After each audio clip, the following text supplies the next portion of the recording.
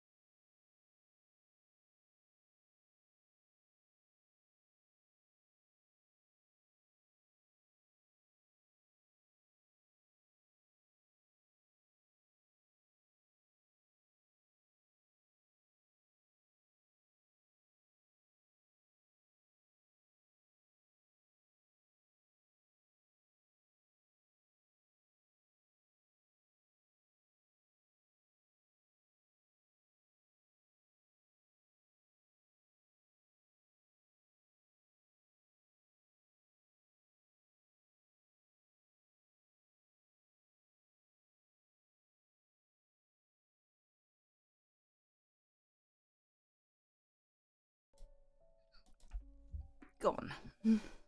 And welcome back. And hello to our players. How's your week been? All right. I'm gonna. I guess. Busy. Gonna do this for. Well, we've been talking to various groups within Chaotic about two wonderful things. Hello, Hermit. Coming up, we've got both Halloween coming up, and we've got Hermit. Christmas. So we're talking to some of our guys. Ed is going to be moving around Christmas, so the usual thing. And hello, thank you for the follow, Luna. The usual thing that we can normally rely on Ed for, which is Call of Cthulhu, won't be happening. But Christmas week, not Christmas week, the week preceding Halloween. The intention is to completely wipe the schedule and just do Halloween games. So I believe we have we've had a couple of ideas already. None of them are committed. We've got one of Rodrigo's favorites, Mothership, which last time I played was absolutely amazing and actually quite eerie as well. It got very, very, very spooky. Yeah, I like that one. We want the spooks. It was very good. Thank you. And I got ideas for this year. So fantastic. All I was saying that there's a few things that we just do as normal, because Blades in the Dark can do a really good ghost story as well. Oh yeah. But I think out of the two, because we haven't had much Mothership, I'm actually quite eager for Mothership. Then I've got potentials for World of Darkness. We've done some ghost stories for that before. I've done kind of World of Darkness meets Call of Cthulhu, where I just couldn't be bothered to learn the Call of Cthulhu game, so I just started putting You just put Lovecraftian monsters into World of Darkness, so I may be doing that. You just did the meme of like the guy slapping like tape over the leaking container. Yeah, but like that's called Cthulhu now. Yeah, it's called Cthulhu now. Yeah, it's pretty much that. World of Darkness was made for horror anyway, so I mean, it's not exactly a problem. So yeah, I'm gonna be throwing together. I don't know whether I want to do an Eldritch game or a Ghost game, but I've got some things in the pipeline, and we've had some other offers as well. So that's what we're going to do over Halloween. For any chaotics that want to pitch, I will accept certain pitches. We have to kind of know you for a bit, so we can trust that if you get in front of the camera, you're not just going to completely trash everything. Get us cancelled. Yeah, and you will need to have one of our producers say yes to producing your game. But if you are up for that, just say in the Discord. And yeah, sorry, if you're listening to this and we don't know you, sorry, no, we're not going to do it. So that's that. Then we're going to be at Dragon Meets as well. So I've mentioned this before. We have been to Dragon Meet before with the lovely people at Podcast Zone UK, even though we're not a podcast. We are friends with some of the podcasts, and a stream is just a podcast with visuals, so pretty much, yeah. So I think they're okay with the loose term of Podcast Zone UK. Basically, if you're role playing and you're broadcasting in some manner and you're in the UK, they're kind of okay with you being in. So yeah, we're friends with the lovely Mira, who has played Beryl Boggs in Ostergeld, has a canon character.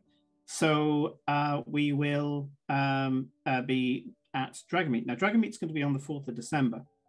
And so at the moment, unless any of the other chaotics can convince me otherwise, I think the event that I want to do is Nice Marines Save Christmas. Now, if you haven't seen Nice Marines, it's one of Grant Howitt's one-page adventures. The guy is an absolute legend. And we played it with our offline guild, that's the Aberdeen Guild of Adventurers. We did that a few weeks ago, and we just threw ourselves into it. I ended up making a cathedral with 10-foot high, 1-foot thick Titan steel walls with spikes, flamethrowers on the top, and all the rest of it. Because the whole point is that you don't really know how to function in society, only in war. Like any combat thing, you win immediately. It's just how do you make the civilians happy? And you need to roll on to succeed. You need to roll a very specific number, because otherwise you succeed and then there's casualties. Tear the head off a xenomorph. You don't even have to roll. You automatically succeed. Pat a puppy. Suddenly you're rolling, and the problem is that you can fail either end. You can either fail or you can over succeed, Space Marine style. So I don't know. I think everybody was just in a lovely silly mood that day, and we went for it. And we just did regular Nice Marines. Although I keep saying Nice Machines, I've got to get that out of my head. And so I love the idea of it could be Necrons. So yeah, it's going to be hello, small biological unit. Please accept this gift from the Omnisire.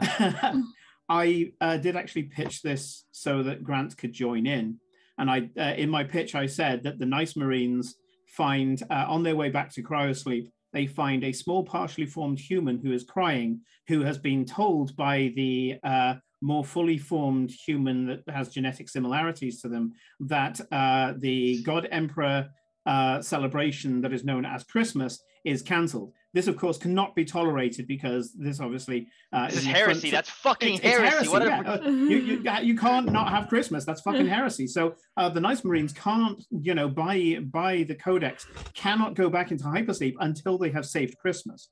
Of course, they have got a comprehensive list from this small, partially formed human, and will have to complete the list in order to bring the glory of the God Emperor back to this planet. My favorite one in that one is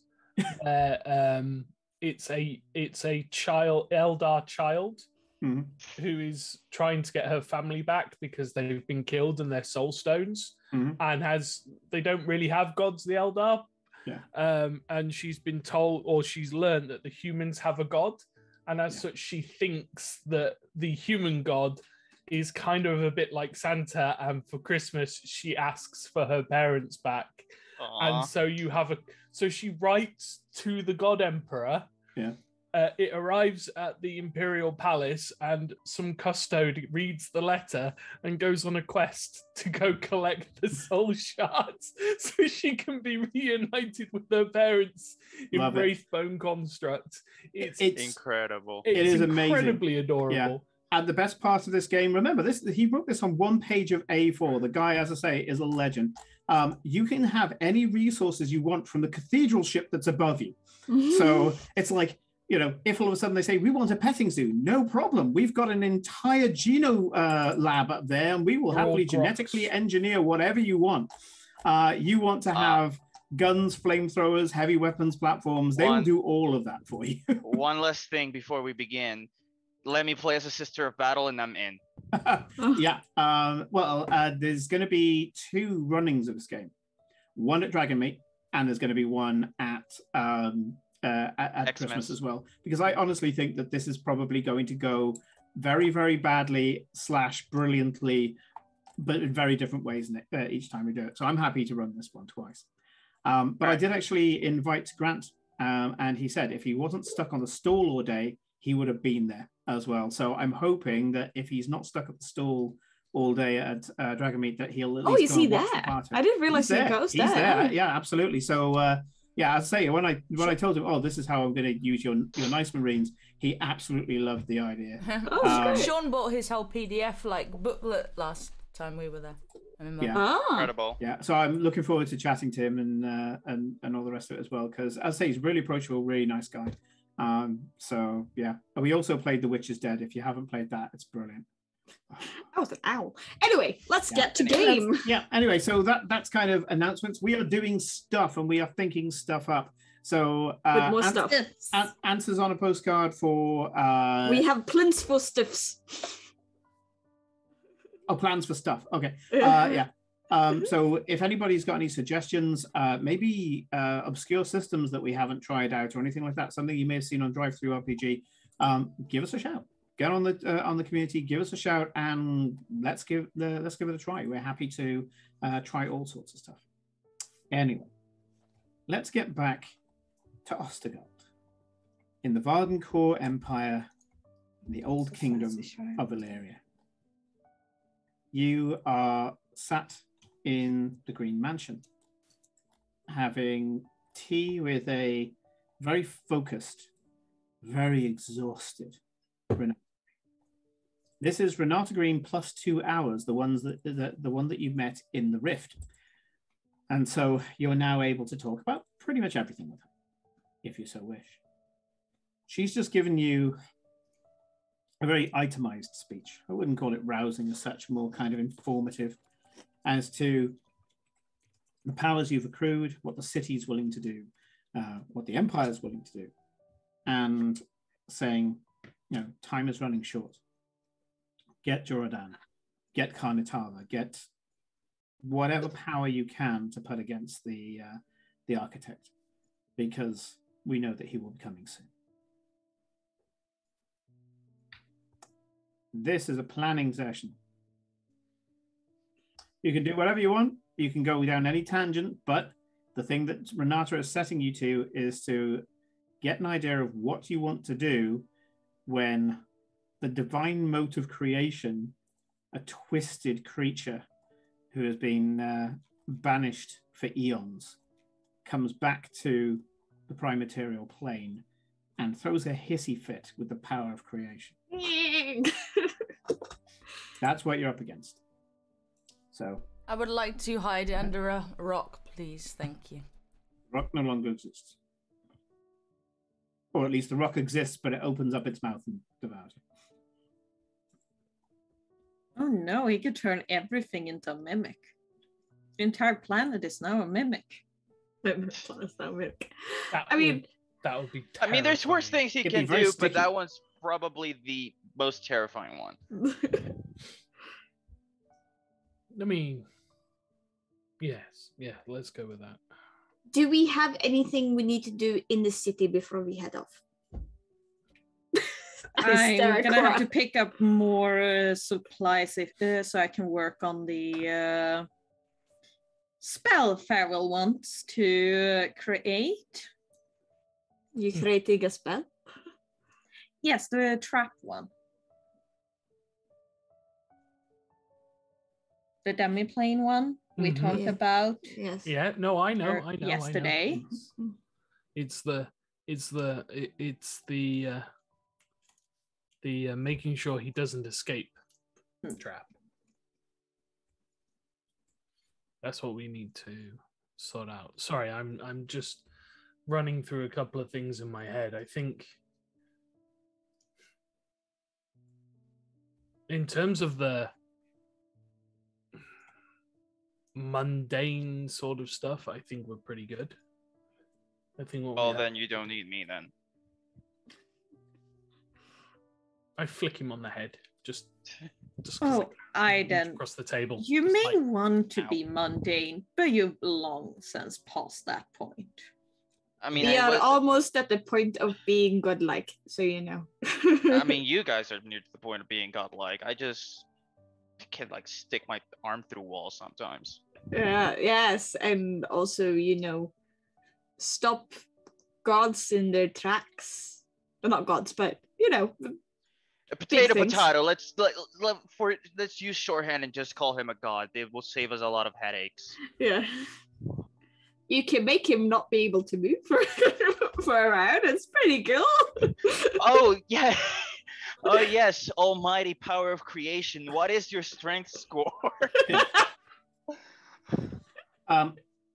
Infinite. I will remind you, Rodrigo, that you do have a meeting with the other houses. Oh, I yeah. will mention that. I will mention that I have rallied all the blood hunter houses, and that should probably mean something, but I don't know. Do you mention that to Renata?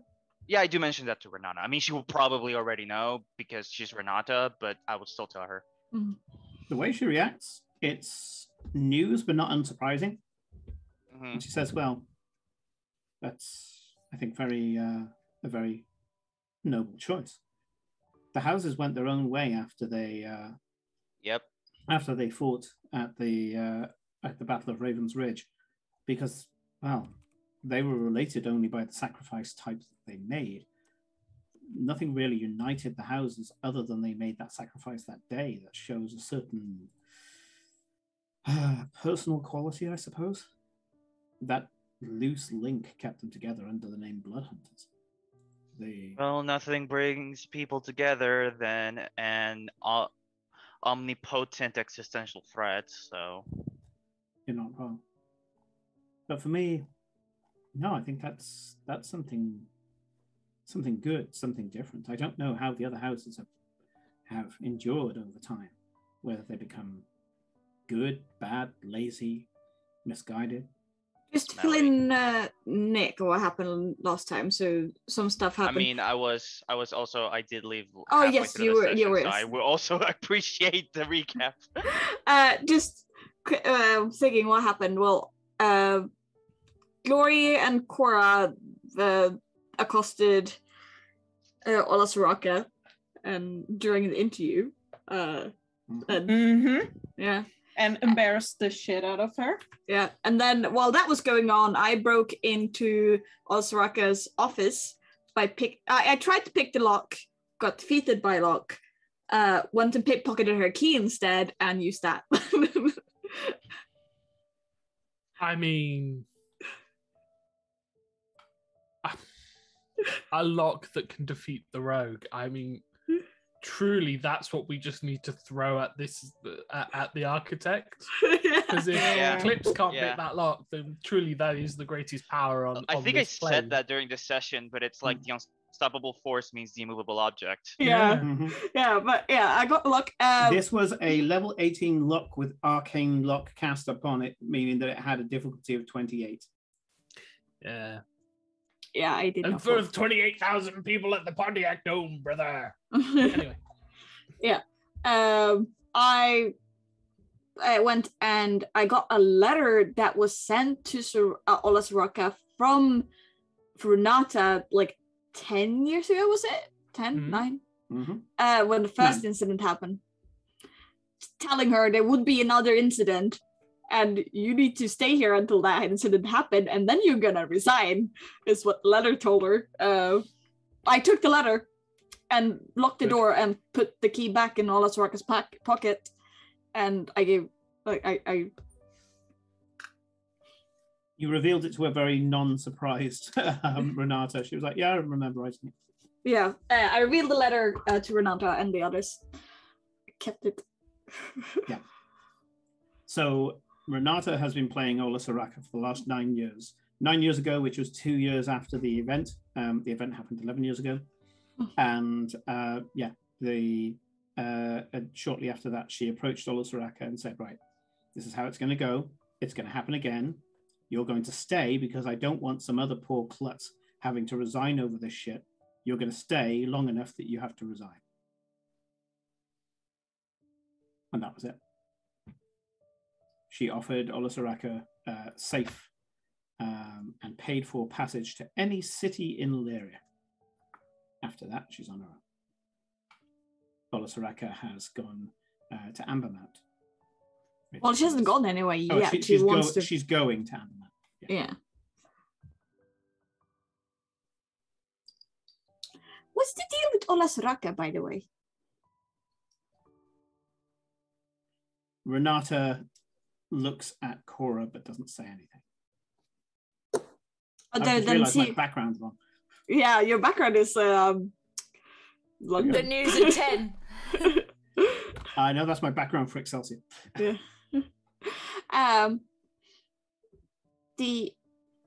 Ola Soraka, because she's well, you told us about Ola Soraka before, have you? That she was in charge, and like when you told us all your whole like backstory, you told us that. I'm not sure if she has. She hasn't told us her entire backstory.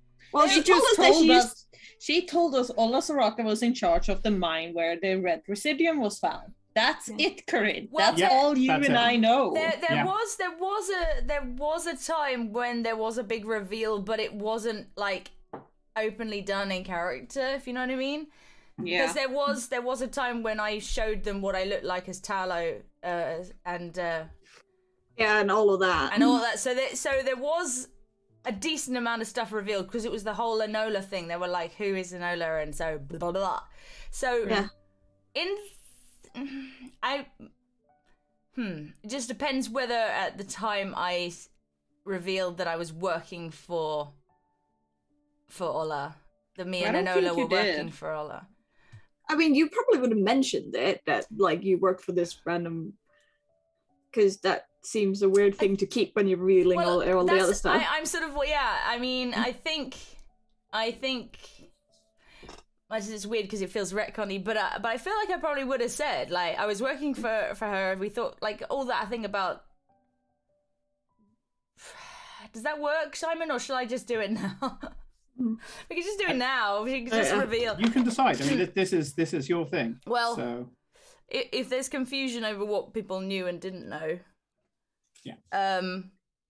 I might. It's also like up to you what you think Cora would have told them by now. Well, I know. I mean, it's sort of one of those things that doesn't come up for a long time. But that when the whole talk about who is Enola and how are you sort of like now halfway, blah blah blah, that might have been revealed. I think there was a big reveal. So if it hasn't now, she'll reveal about the fact that at the time Enola and her were working for Ola Soraka as a sort of benefactory person, and we were working for them.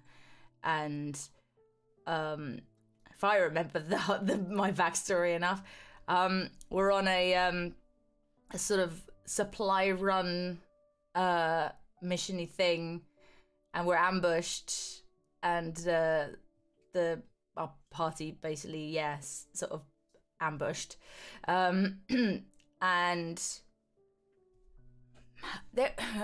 trying to remember how I wrote this. I can fill in the gaps. Yeah, it was basically that we thought that Ola was behind it, and I can't remember quite why that was. Without, I'm going to get my Google Doc up and have a look. So Cora was a relocation specialist. Not in any way a smuggler. She was a load detection relocation specialist, and she along with Enola, was taking a package from the mine back to outskirts of the city. On the way there, they got attacked. Everybody got killed apart from Enola and Cora to start with.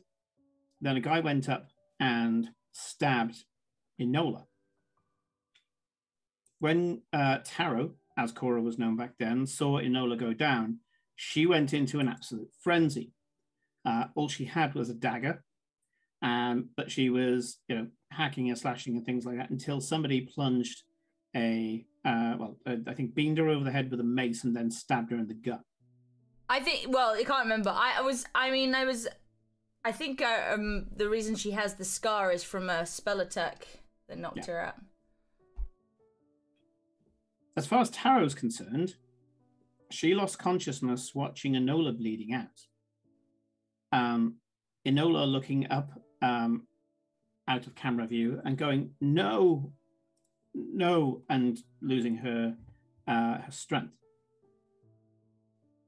When she woke up, she looked different, had a scar. She saw Enola's dead body. She went down to get Farewell, who was friends with her both as Taro and as Cora. She didn't. Cora was created at that moment. Yeah, at that point, she turned up to Farewell as Cora, and he didn't know who she was. Yeah, and she didn't realize she'd changed. Yeah, so that all had to unfold. When they went back to where Enola's body was, in the hope that Farewell would be able to call her soul back, the body was gone. That was revealed later on by the Summer King, that he came back to get his daughter because he needed her. That wasn't the reason for the attack. The attack was a separate entity. He was waiting for the appropriate moments to be able to step in.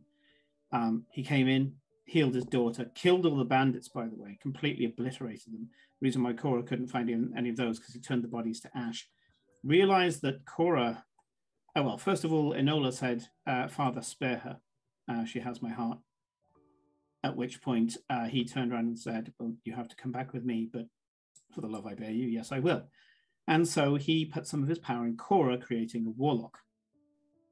Took Enola back, but he knew that he had, he said, for what I've done for you, now that you must obey me, and said that Cora, as she is now, must not know that Enola was alive. And so he got a changeling to lie down where Enola was and change into Enola, posing as a dead body. Cora ran off. The changeling thought the work was done, changed back into itself, and then carried on its way. By the time they came back, you got vaporized bandits and no Enola's body. That's the origin story. Where Enola's, unless you change it, where Enola's body was a music box and little Eowyn sitting on top of it. Yep, that's right. That's when you found Eowyn for the first time, and you got the music box, which later on got trashed by the general.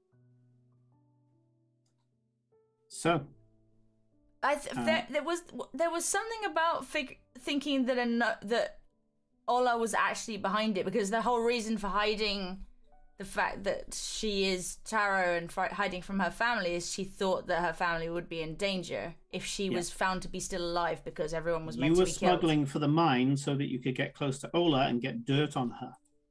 And you had assumed that Ola had found out about that dirt, and that's why you got killed on the way out. Right. If you'd pursued that in the early game, I would have led you around the houses and had the whole is she, isn't she, but you've leveled past that point now, to the point where you'd be able to solve that in a single spell. Which is why you now reveal the truth behind the truth, and that is the only reason Ola has stuck around is that Renata has ordered that she stays around. Until now, she's gone. Yeah. So, do you know Renata? Was she behind the attack?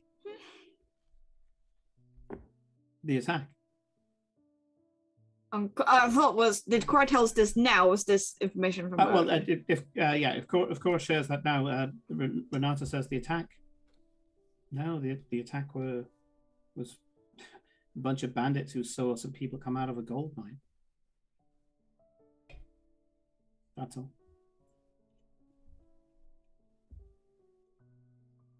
Yes. I did have a look at her books, but she seems to have kept them fairly clean for the last while. She is somewhat of a skilled businesswoman, I'll give her that. Mm. No, the attack that was originally on Cora and Enola were just some bandits. I have to say, your father-in-law certainly knows how to vaporize someone. Oh yeah, I'm sure he does.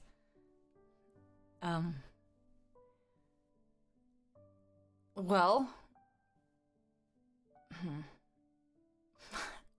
don't know where to go from here. I mean, well, where to go from here is that you've got a fey kingdom to decide whether or not you're belonging to, a mother who thinks you're dead. Yeah. And the divine mote of creation to prepare for. Just a few. Just and a few also things. the divine invention that happened. That's. Oh yeah. Must be Tuesday. That's a weekend. I haven't got to Farewell yet. Farewell. Oh, by the way, Farewell, you're not actually here. You're at the Raven Queen Temple. Yep. I'm chilling. I'm having a nap. God, I envy you. Didn't you just get up, Rodrigo? No, actually. I can't remember. I can never remember what the timey-wimey, weirdy. Yeah. I I'm say just that gonna like say this I very haven't quickly. really just Bring got back up. As well. Nessia. And Gia, sorry. Go ahead. Well.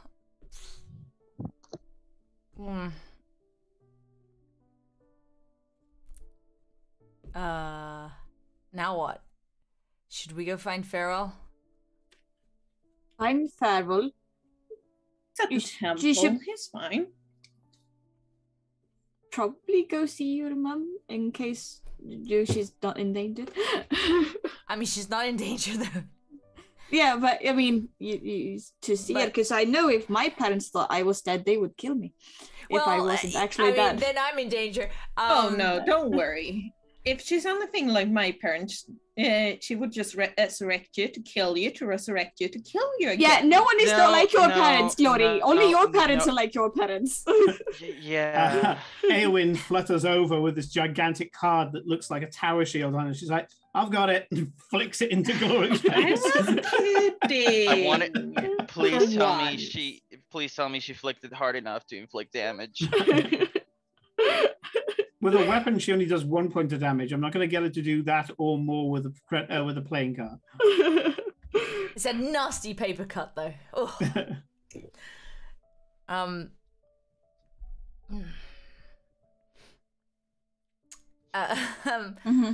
Well, we're at the Horgan Harness, aren't we? Talking? Nope, you're at the Green, we're Mansion. With Renata. Having tea with Renata. Yeah. Okay.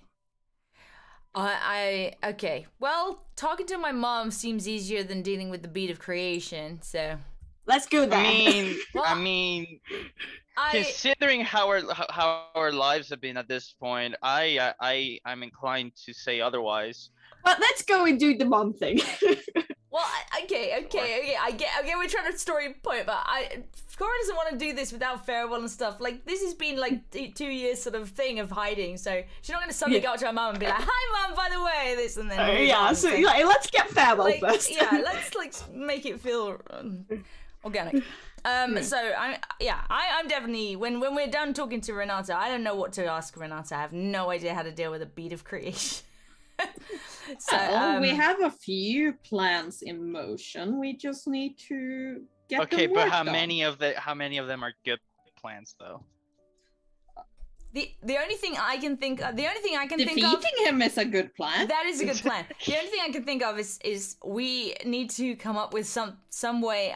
I feel like to have to dictate what he creates that ends up creating something in our favor. Either that we lead him on a path of creation that we then can turn against him. So we said he was strongest in the prime material plane, Now, you have a huge connection to the Feywild. Do you think we could get him into the Feywild with, like, the Summon King's army?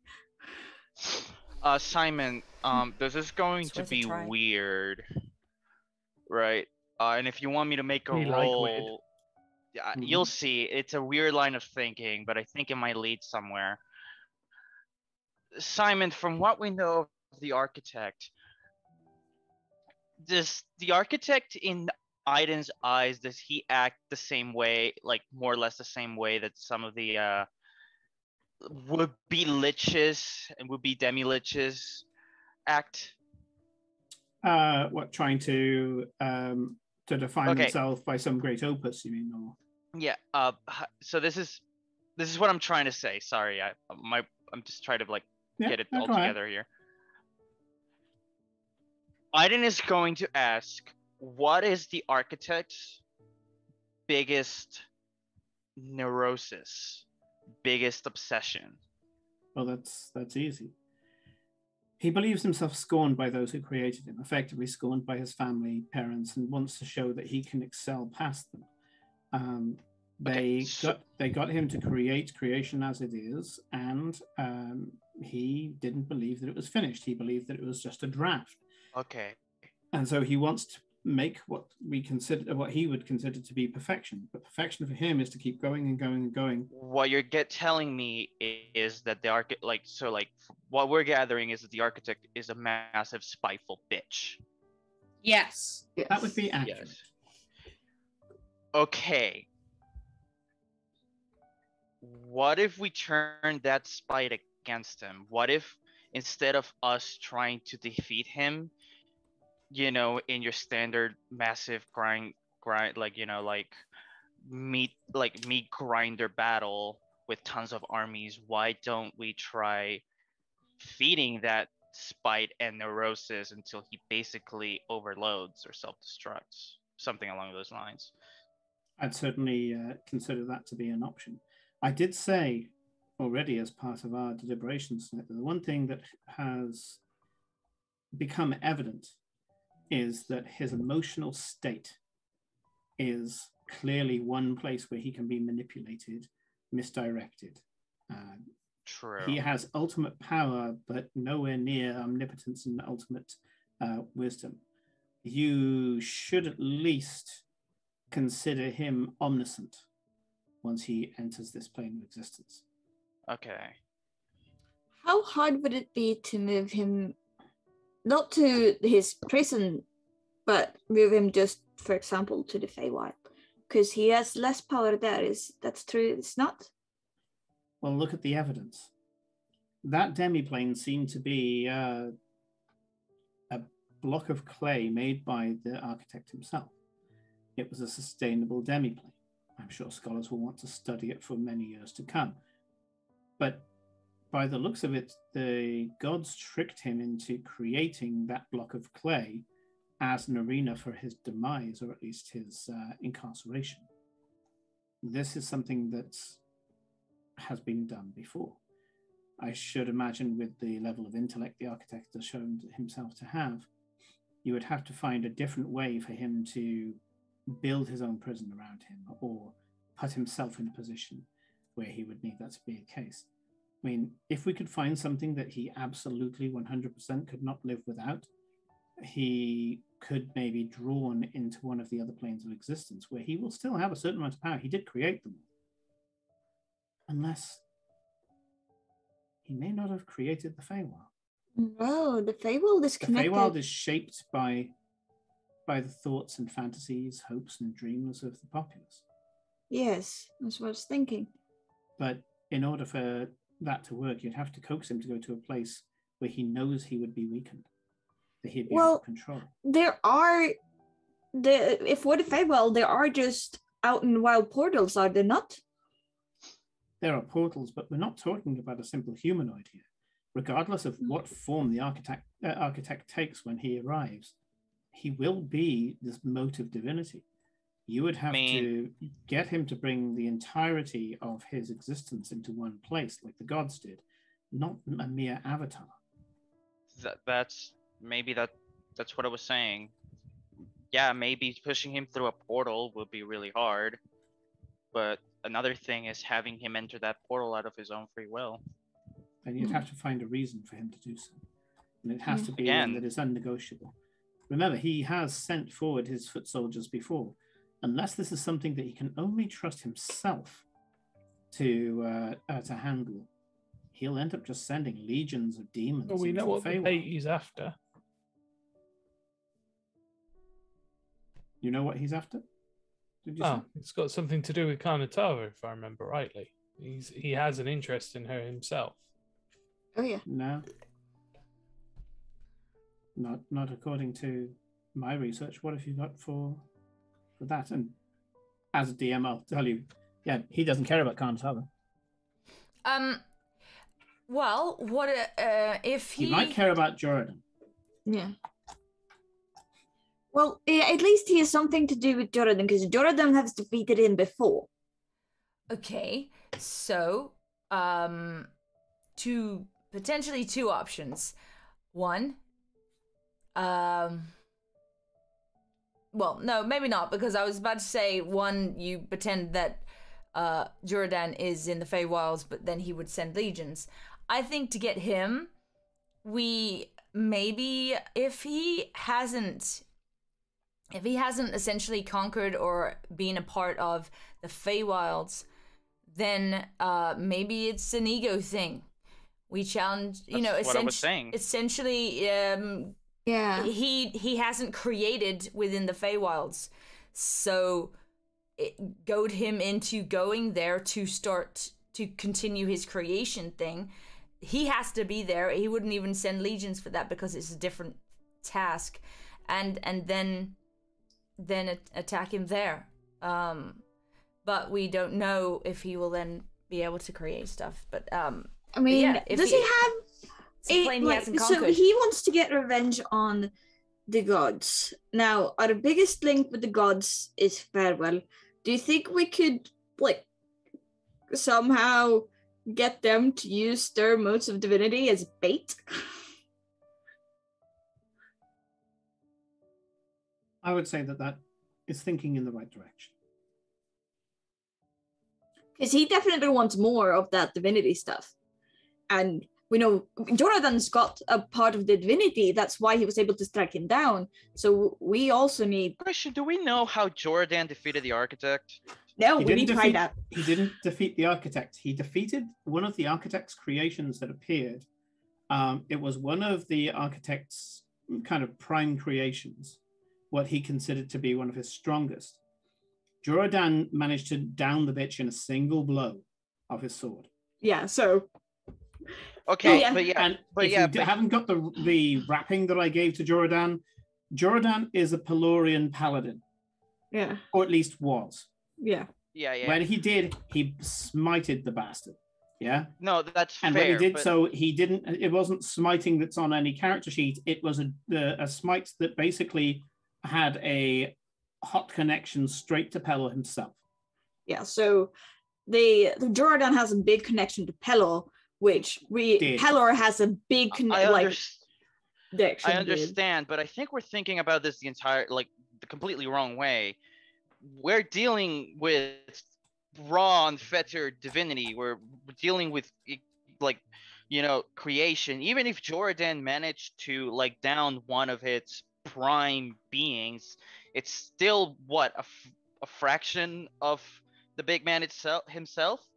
What I'm saying is that we've been talking about going into battle with the Architect and fighting it in this glorious thing that the bards will probably salivate over singing at a tavern, but I think that's entirely the wrong way to go about it. We're probably going to die, if not something worse, if we decide to take him on, even if we decide to trap him somewhere like the Feywild.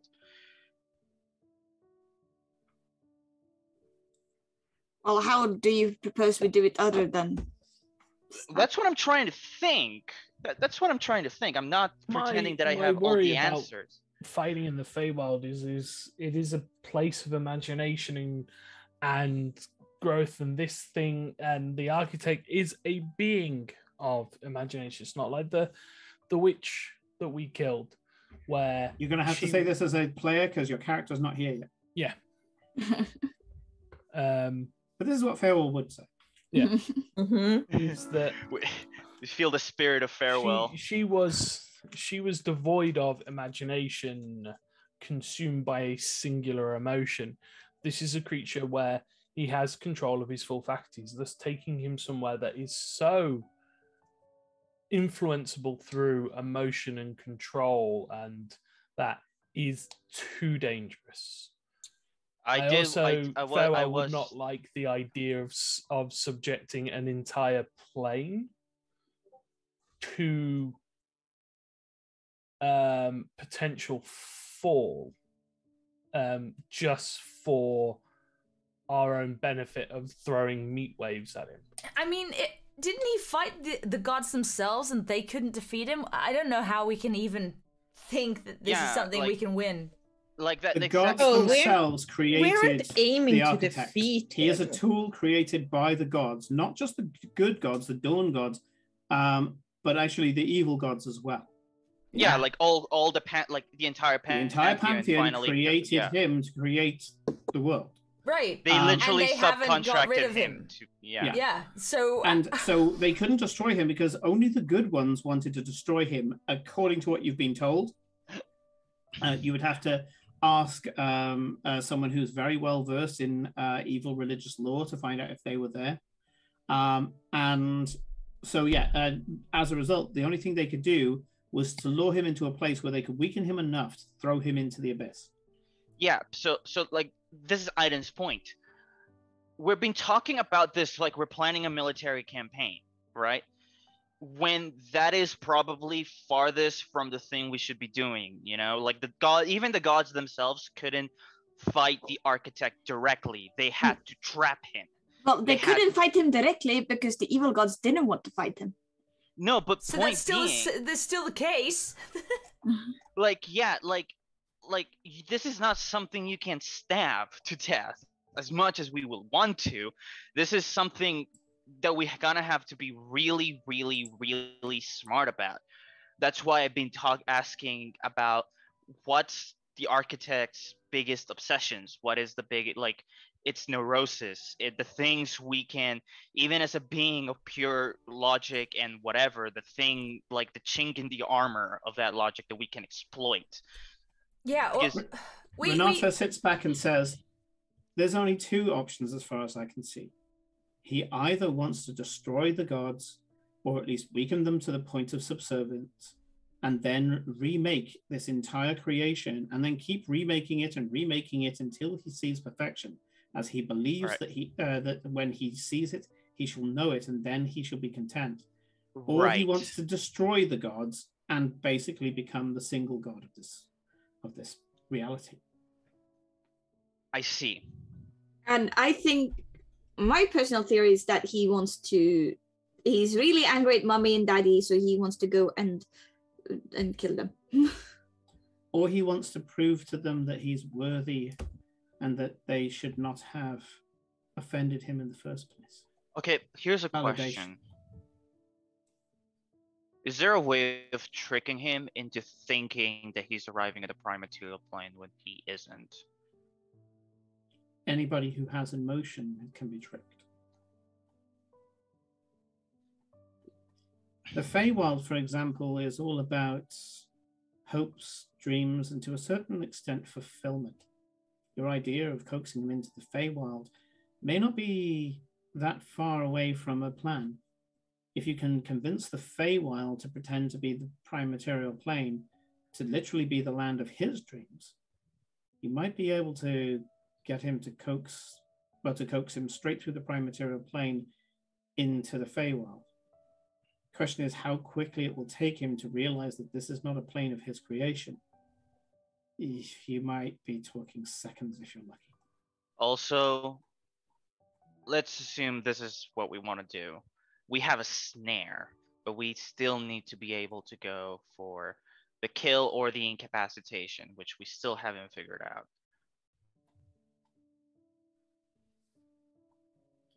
I mean, I think the secret to that we can find in...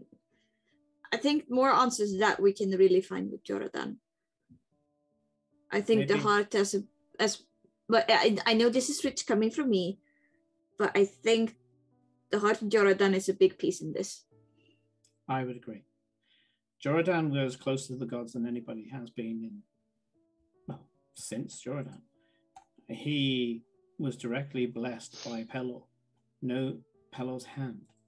Now, clerics have spoken to Pelor, of course. The gods do respond to the faithful. But this was different. You know, he was Pelor's right hand on earth up until the corruption. And that's going to have some weight. But don't forget about your own connection to the gods. Farewell himself is able to think outside the box and also consort with gods to get some of the details. I can give you one assurance.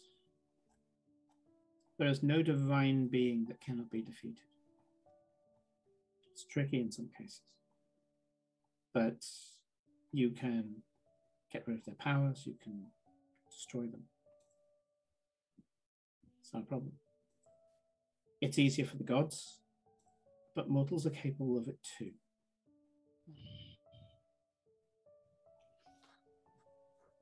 Not angels, not elementals, but mortals. You.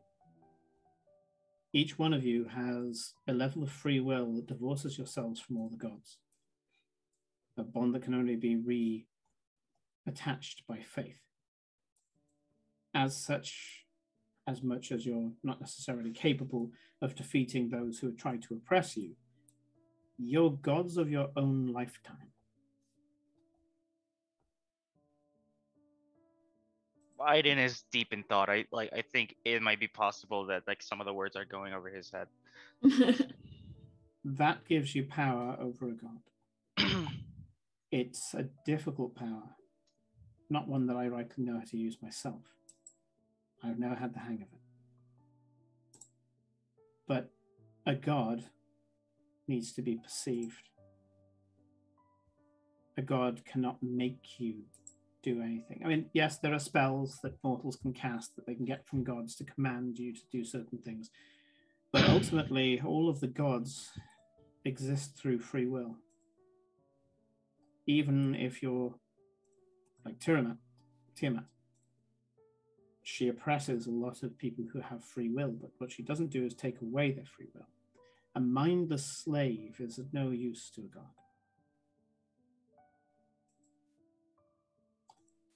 Go and speak to Farewell. You know that I'll be here. I share your opinion, Aiden.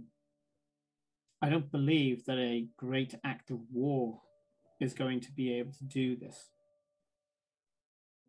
I think it's going to require a touch of ingenuity, a touch of divinity, and lots of empathy. I know. Okay, I know what we can do. I just don't know the how because this is not my area of expertise. You're all starting to break barriers. Just don't rule anything out. We need to create hell for him. The gods did the mistake of building a cage around him, or even worse, subcontracting him to build a cage around him. What we need to do so this doesn't happen again is for him to not see the bindings. He is obsessed with creation. He's obsessed with perfection. He wants to stick the middle finger up the gods and prove them wrong because he has daddy issues worse than anyone in this fucking continent. What I'm trying to say is he has, from what I'm hearing, he has an obsessive need to build, to perfect over and over and over, build, create, build, perfect. It never ends. What if we gave him... That's his function. But then I would say think of why he needs to build rather than the fact that he needs. this is my point. He won't be satisfied until he achieves perfection in his eyes. What if we gave him a blank slate that anytime he creates, it just erases itself over and over and over? He won't Wrap him leave in until his own personal hell. I he quite like won't that leave idea. he won't leave until he achieves perfection. He won't dare come, like, you know, he broke out of the abyss because of his obsession, but what if we use this obsession to trap him? Sounds smart to me. It's just figuring out how to do that. I was thinking along Exactly. similar lines of like giving him his own space essentially to play all he wants in his own sandpit, but I think The methods elude me because this is far above my fucking pay grade, but This point, I don't think there is a pay grade for this. We have used similar methods to trap liches and would-be liches, and from what I'm hearing, this is just the same thing, but with 1,000,000 times the power. But the method remains the same. I'd agree with that. It sounds like you have ideas. Time to create. But I tell you what this architect reminds me of. There was 3 bards that were vying for the attention of a noble lady. Her family had died in a war. She was of great wealth, and she wanted to marry, but she didn't want to marry any of the current nobility, being that they were all responsible for the war that killed her family. She said that she would marry a commoner who showed themselves to have the nobility of the nobles themselves. Many people stepped forward, but amongst the people there were 3 bards that wished to that the people wished to marry her to. Bards that they knew themselves through their songs, their story, their art, and as such the people had confidence that they would make good husbands and leaders to this lady, and also would know how to use her fortune rather than frittering it away. The bards went into a terrible quarrel. They kept writing sonnet after sonnet, art piece after art piece, musical pieces, things of that ilk.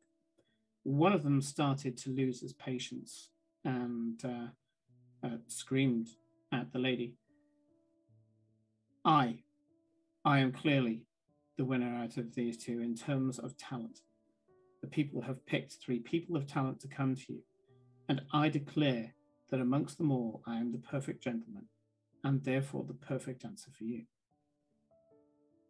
She mulled it over and said to him, I shall marry you on the day that you can give me a perfect line, perfectly straight, perfectly even, the same width all the way down, that bisects this paper perfectly. He took the paper and said, I shall return anon. At which point one of the other bards said, I would also like this challenge. The man scoffed and said, you're a musician of all things. I am an artist and a musician. I shall do this. I shall achieve this well before you. Only the perfect artifact will suffice. This man was so fastidious and self-criticizing. He immediately put himself into a hermitage and started trying to make this perfect straight line. Everything that he did was too flawed. He could see that there was a grain in the paper that suddenly made one part of the line dimple or buckle.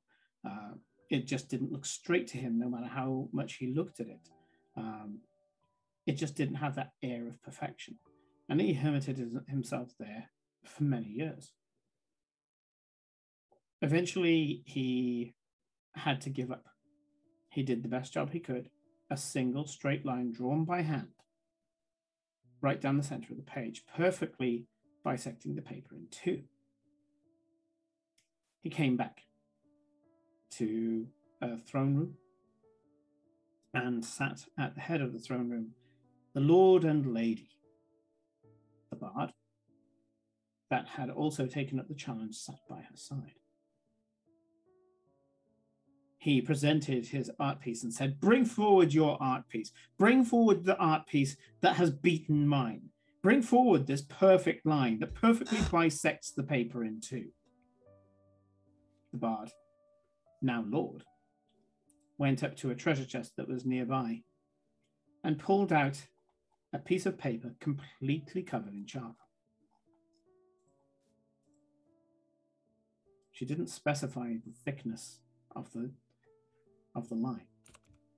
By covering the page, it completely bisected the page to an area of 0 on both sides. It was as straight as the paper could be, completely aligned to its axes. You couldn't get better than that.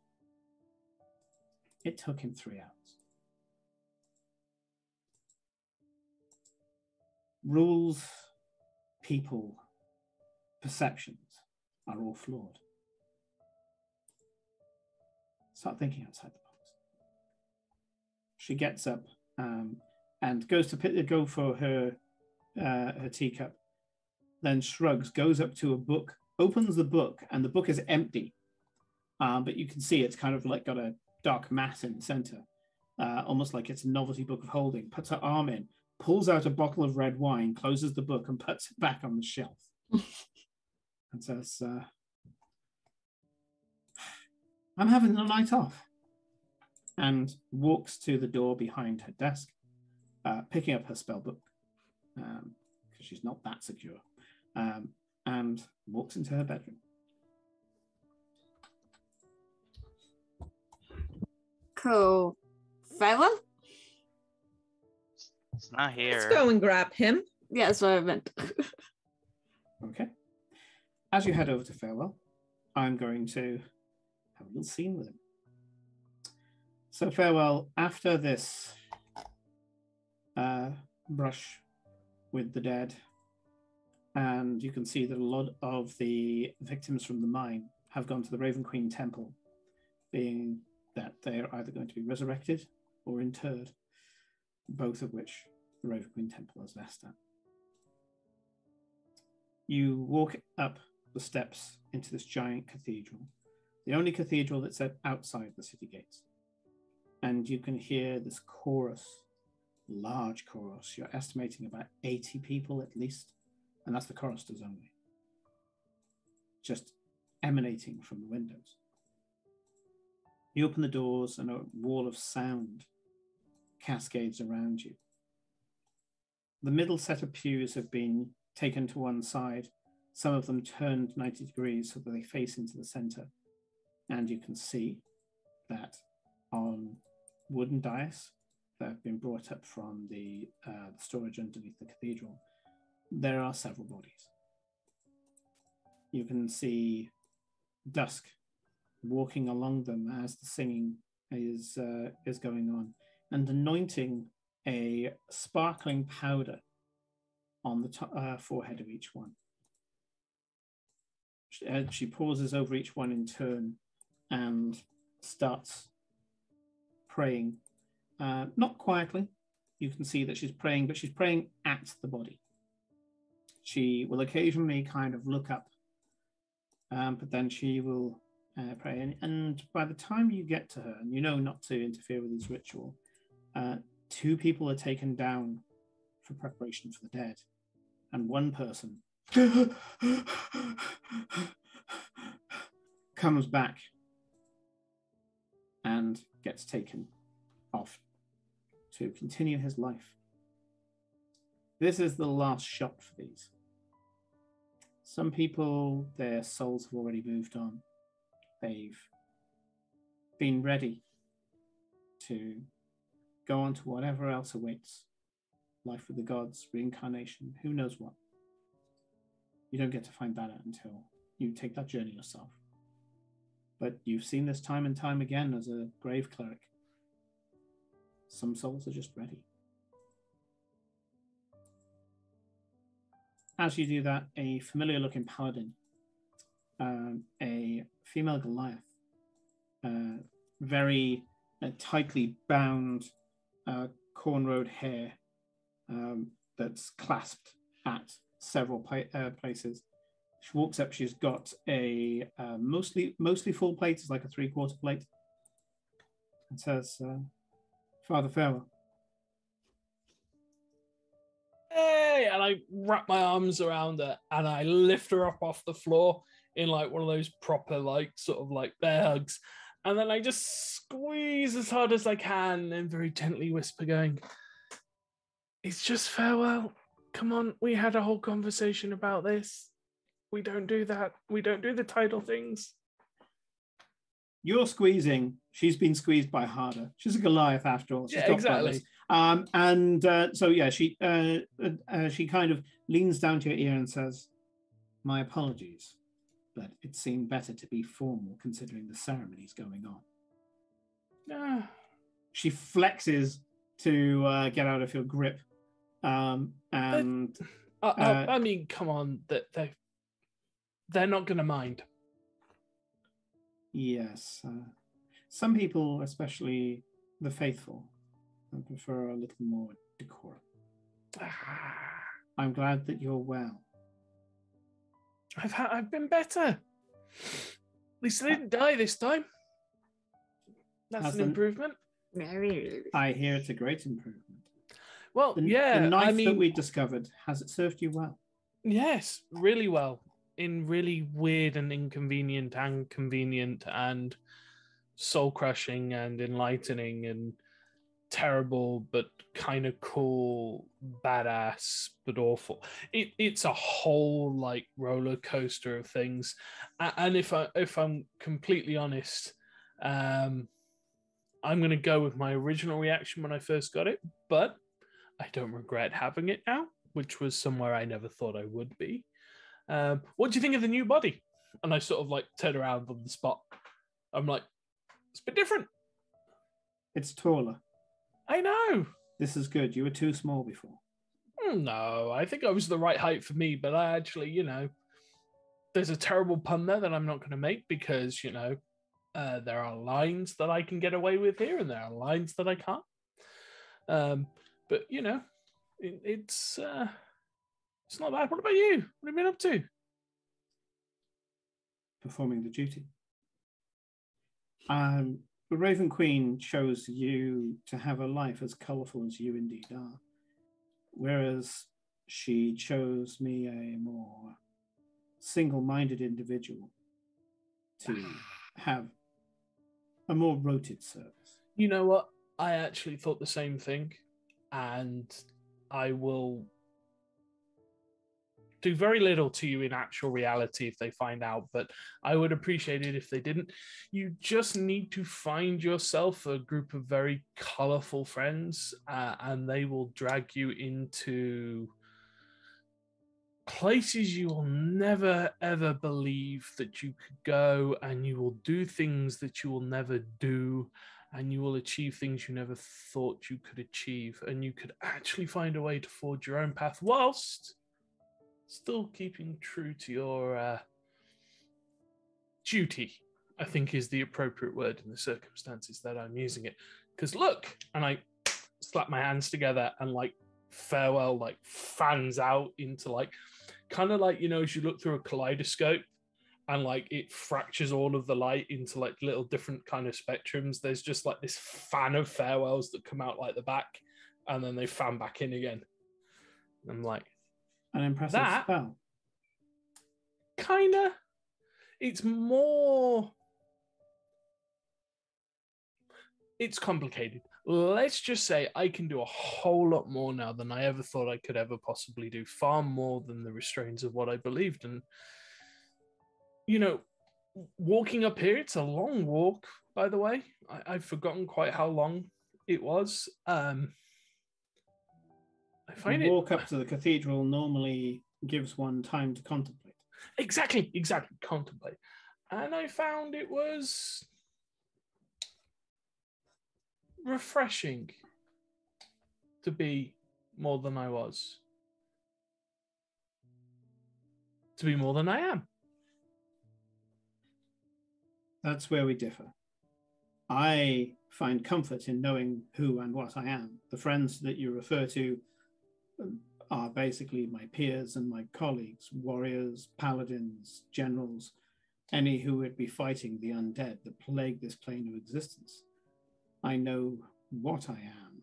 I am a Goliath, born into the tribe. I shall continue with my role here until it is my duty to go and breed, and I will go back to my tribe and prove that I am of strong and good blood and find a suitable mate. This gives me reassurance, whereas you wish to not know what you're going to become, but try to go in that direction anyway. I found that the rigidity of structure isn't as comfortable as I once thought it was. That I found that sometimes a little chaos is good. And if anything, having the freedom to not do as I please, but do as I feel is needed within the confines of what I consider acceptable morality is liberating. For a holy man, you use I a lot more than the average. Yeah, mainly because, you know, I found do you know she likes baked goods? Who, Cora?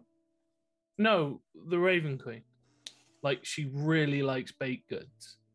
I'm going to get you to automatically pass on the insight.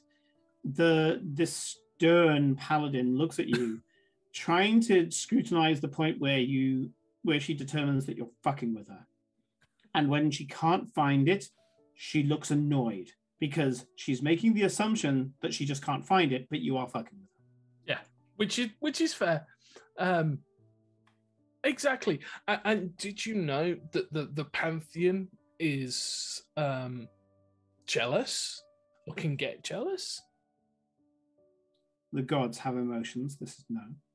Yeah, but I mean, actual, it's liberating. It's been absolutely liberating to understand that they are so wonderfully flawed. And it is no wonder that we do such good work. And I put both arms on her shoulders and I go, I am so very pleased that you have your path and that you are comfortable there. I think I'm finding mine, even though mine seems to be very wiggly. As I say, the Raven Queen gave us both paths that we are well suited to.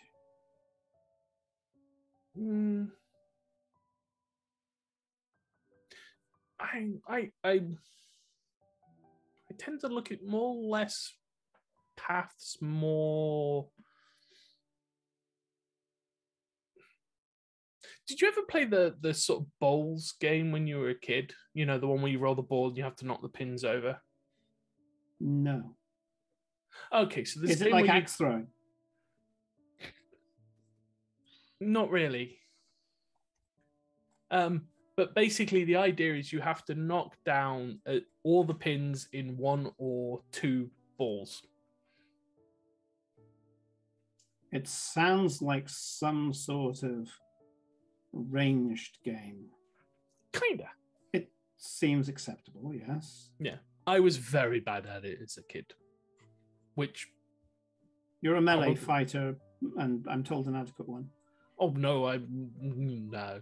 Not a melee fighter at all. I like to stand at the back out of the problem. I have friends who deal with that. They're very good at that bit. I like to... Probably for the best. You're small. Not that small. I mean... You are very small. You're less small now. Anyway, I'm getting away from the point. The point is that in order to help, and so I didn't feel quite so left out, they used to put barriers either side to make it more likely I would hit all the pins. I choose to look at life, or that there's less of a path and more bumpers that you can knock into occasionally. Your premise is flawed. If this measure was set in place, that means that you wouldn't improve. That surely the bumpers that you called them, if they were not there, then the humiliation of missing the target would drive you to focus your rage into being better at it next time. See, and this is why I know you definitely never played that game, because even with the bumpers, you can still miss. Trust me. Is it like giving a lighter axe? No. No, this is a really bad analogy. I really have got to work on these things. You know, I thought I was getting a little bit better at this. I had a couple of really good moments where, like, you know, I convinced a group of people, you know, we baptized and conversed an entire village of demons that wanted to no longer be demons and now became potentially new living spirits as part of the wheel and are, you know, doing their thing. They became whole new people. Are you telling me you gave a village of demons souls? Technically, they had already spent like a couple of thousand years protecting souls, and they'd done this wibbly mergy thing, but it was more, again, I keep going back to this bumper thing where we kind of just gave them a few bumpers to help them along the path, and we're pretty sure that they've marched down that really good road. I think it's good that I'm not a cleric.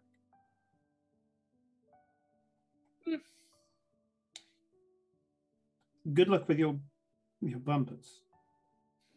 I'll keep throwing axes. Yeah, and don't limit yourself to just the job, all right? Try doing other things. And you might enjoy them. Try being a cleric. You might find it suits you better than being a paladin. I should give it some thought, but being a cleric sounds unnecessarily complicated. Oh no, I just like to make things very complicated. It's a quirk, and so you're complicated, but clerics aren't. Do you know what? I'm pretty sure you'd find at least 3 people here that would agree with you, at minimum. I shall consider your words, being that you're led by the once mortal god, and find how applicable they could be in my life. And she walks off, looking you should try a making little her stressed. some cookies. You should try making her some baked goods. She would really appreciate that. You're gonna make this fucking Goliath, who has ate meat her entire life, try to make baked goods. Again, Farewell got kicked out of his comfort zone and thrown into the deep end and died and swam and floated. You know, he died a while ago. Yeah, we hadn't seen each other since then. She wasn't to know. As you watch the paladin walk away, you hear behind you. Hello. Also, does that mean that Farewell is water Jesus? Okay.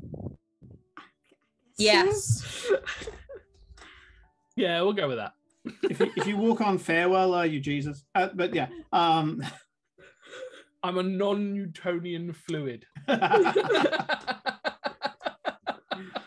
Kelly's joke. So, you turn to find Dusk Elhart. Ah, hello, Dusk. How are you? Doing well, Farewell.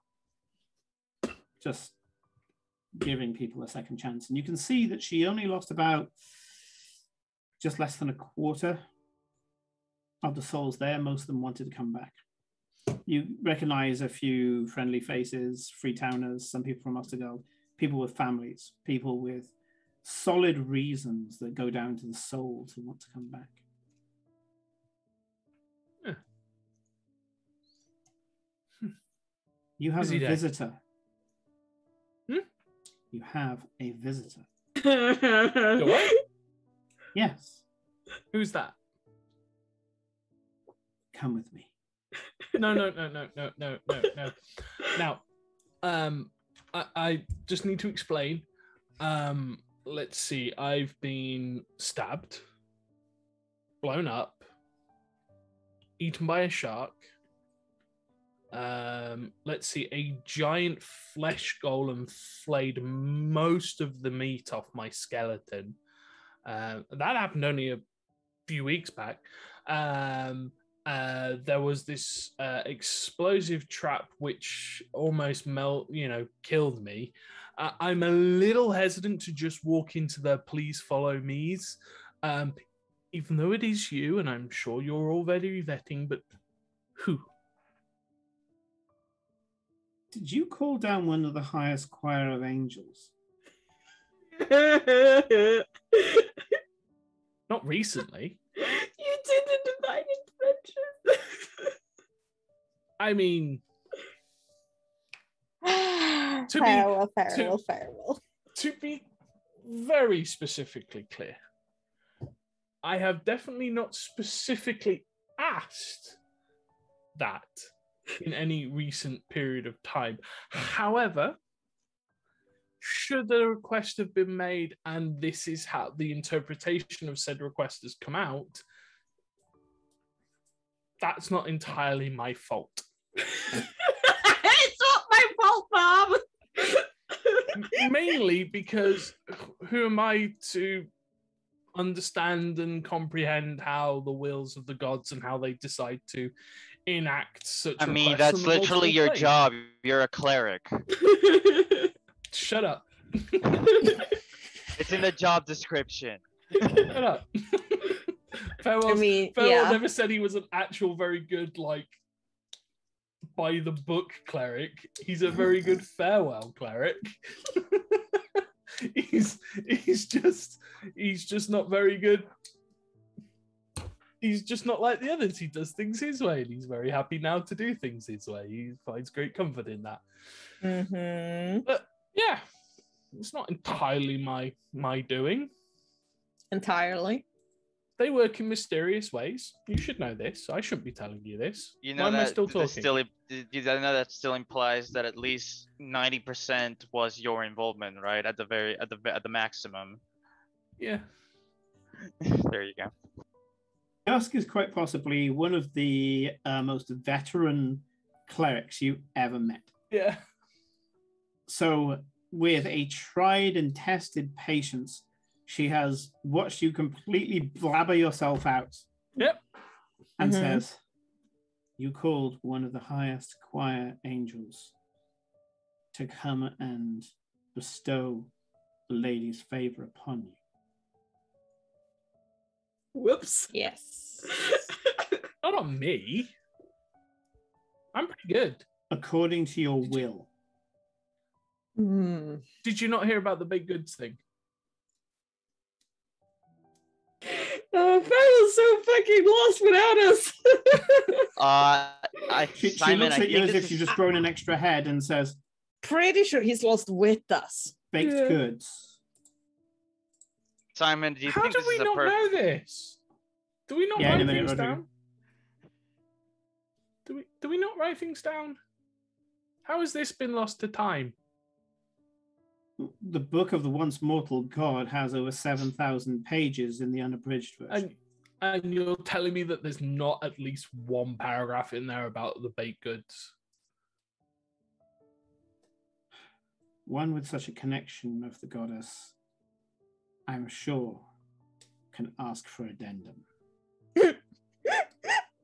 Until then, I have a being of pure divine power in my office, and I would like you to conclude your business with it. I thought you would have been happy about that. I was ecstatic until I realized how pissed off it was. Again, that's not my fault. Indeed, it's not your fault, but you're the one who can resolve it. And so, as I believe I still outrank you within the celestial ranks, Somehow. get Somehow. on with it. You're still a member of this cathedral. Go. Get on with it. I'm raising the fucking dead. I'm somewhat busy. Swap. Go. Somewhat busy. Yeah. I'm quite happy. Just fine. What's his name? Did you His even ask? name was almost a sentence. I recommend just going in and getting. Oh, not another one of those. Hmm. All right, fine. Do you know the celestial word for music takes nearly 30 seconds to say? Yes. Yes. Because they don't fucking shut up about it. Because celestial gives you the essence of what they're describing. My office, if you please, Father. She do you have to... turns on her heel and walks to the next set of bodies that are being brought in. God damn it. That is fucking father shit. She throws up her hands and says, brothers and sisters, those who support the once living God, let us raise our voices once more and call these souls that they may make a decision as to whether or not they come back and join us once again. And with that, we'll take a 10-minute break. And if Phil doesn't go off to speak to the Planetary on his own, he's going to have to do so with everybody else. So I might just wait for everybody else to show up, actually. Yeah, the problem is you don't know we're coming. Well, you can call us. it's more the player. It's more the player deciding. I think it's more likely that Farewell will be dragging his feet to the point where, like, it will take him so long to get there that you'll get to him as he gets there. And he's like, oh, good, you're here. Pushes everybody in and closes the door behind you and just walks off. Well, you're in luck that I didn't speak Celestial somehow. Yeah. Nice. Cool. Okay. Break time. We'll see you after the break.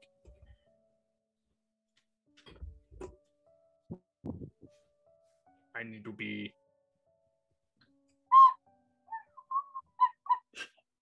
Is Kate muted? Yes. Could you hear us? Yes, but probably zoned for a second because I thought we were in a scene with Farewell. Well, I'm going to thank Kev for gifting 5 subs before we go into our break.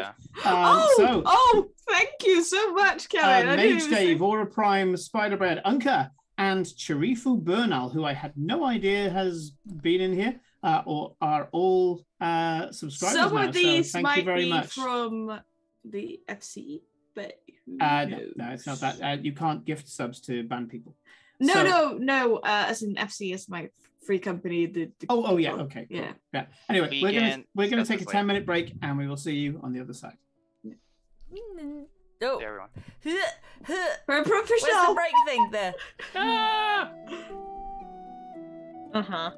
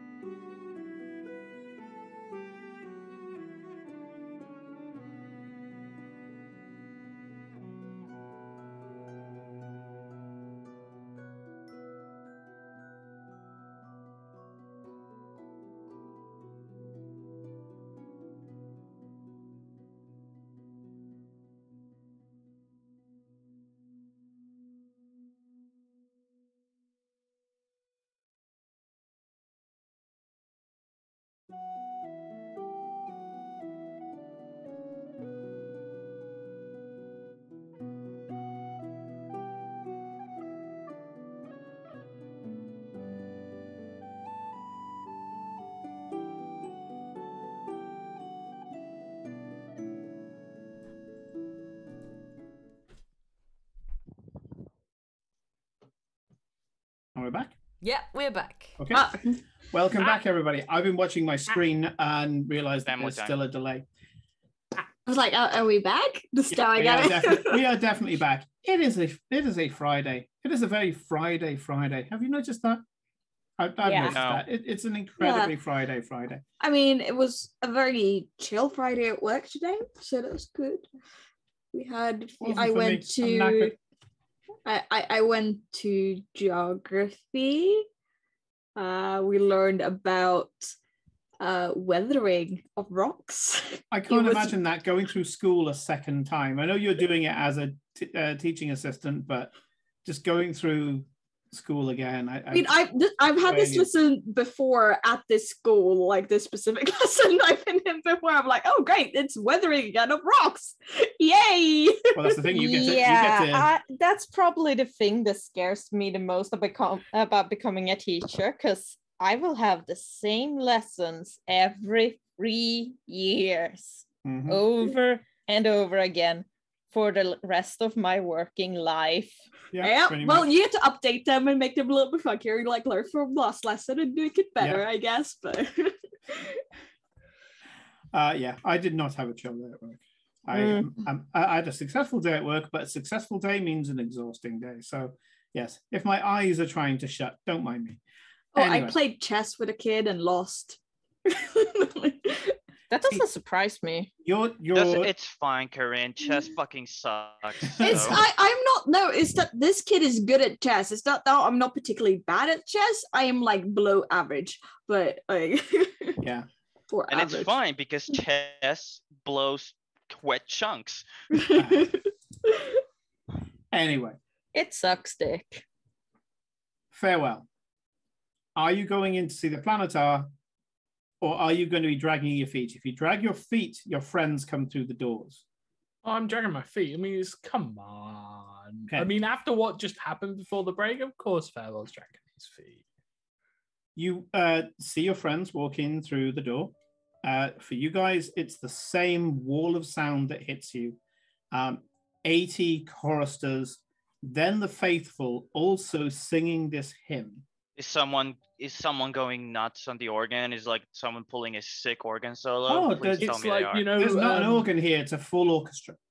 It's like, you know, like in the mostly Simpsons, strings, where Bart like gets them to put is it the La Vida Loca in the Garden of Vida Loca. I mean, I was thinking more like Mechanicus OST, where it's just like this bumping like electronic soundtrack, and when the beat drops, instead of like being like a beat drop, it's fucking organ. It's just like someone just goes crazy on the organ. Well, organs are like the ancient synthesizers. The sounds that they can make and the range of sounds they can make for some of the big ones is insane. I mean, it's not used as an electronic instrument. It's just like you're listening to electronic music, and then all of a sudden organ, and then it drops the organ. Yeah. I mean, no, there's a full-on orchestra in here, mostly string section. It's beautiful. Choral music to a large amount of string. It is divine, in a literal sense of the word. And you can see that the clerics have got this aura around them, this silver light, as they're leading what is a giant ritual. Mass resurrection. Or an attempt at least. You can see that some of the people closer to the dead bodies are singing, but the body language is that they're pleading. You have a feeling this is family members, friends, things like that, calling the soul back to the body. And Dusk goes up to the altar, and there's a small ewer that has ground diamonds in it, presumably given to her by the Duke to try and get this done. Okay. So, farewell. Your friends are here. What do you tell them? Come here, quick. Okay. Quick. Okay. I come. What did you break this time, Farewell? Is the space-time continuum? Did Did like 50 timelines just like get evaporated? First of all, what you don't know doesn't hurt you. True. And second, I've not even messed with one timeline. Thank you very much. Of course not. And none of you are Possible any of the wiser, deniability and because all. I'm the only one that knows. I'm the only one that knows, and none of you are any of the wiser. But Farewell puts his arm around Eclipse. Eclipse, Hi. my friend. Yes, I'm your My friend. wonderful friend. Yes. Why do I feel this is a pretense to something? Because it is. You are ever so insightful, Eclipse. I do like you when you're quite so insightful. Okay. So, and I'm marching her down the corridor towards Dusk's office at a bit more of a brisk pace. Yeah. Just sort of bringing her up. So, having a few thoughts about what we need to do, you know, architect, Juradan, all of that sort of stuff. And I Yes. thought one of the things that we can do, because we are such an effective unit, is the possibility for a bit of a strike force, because there must be somewhere where the architect is hanging out, and that we could potentially, rather than risk him crossing over into here and being all super powerful and To real... go hunt him where he is? Exactly. I mean, that certainly is an option. So what does this have specifically to do with me? You see, this your wonderful Heart of Juradan. Yes. I've come to the conclusion is important in some way. Yes. It's one of the missing pieces. It's one of the missing puzzle pieces. Exactly. I do like it when you and I are on the same page, and that I have a 7 in charisma. You know, this is as charismatic as Farewell gets. Yeah. Simon's very scared in the chat.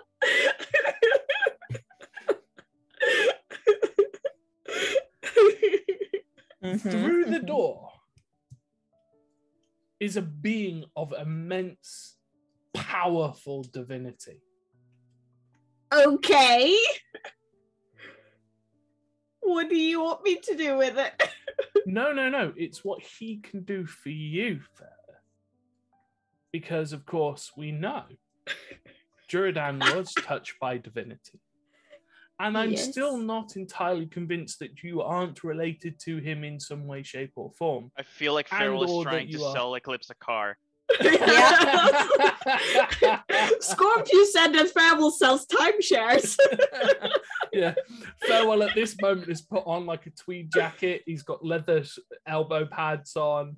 You know, it's a great business opportunity. You can work from home, be your own boss. Yeah, exactly. I have sign on this thing here that says Herbalife. Yeah, or I have my upline. And then you'll be part of my downline. Yeah. And what you'll need to do is if you just recruit just 10 other people, just 10, not a whole lot of people to really get online, you will be turning a profit before you even know it. You'll be a millionaire. You'll be a millionaire. And wouldn't you also want to drive a white BMW? Oh, so I actually saw, like the other day, I saw a car that was Herbalife branded.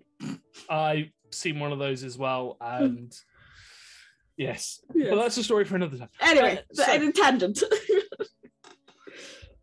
What I'm thinking is, the being on the other side of the door, he knows things and has a huge access to a divine library and knowledge. Yes. So we can find things about Karnataka. Yes. Juradan.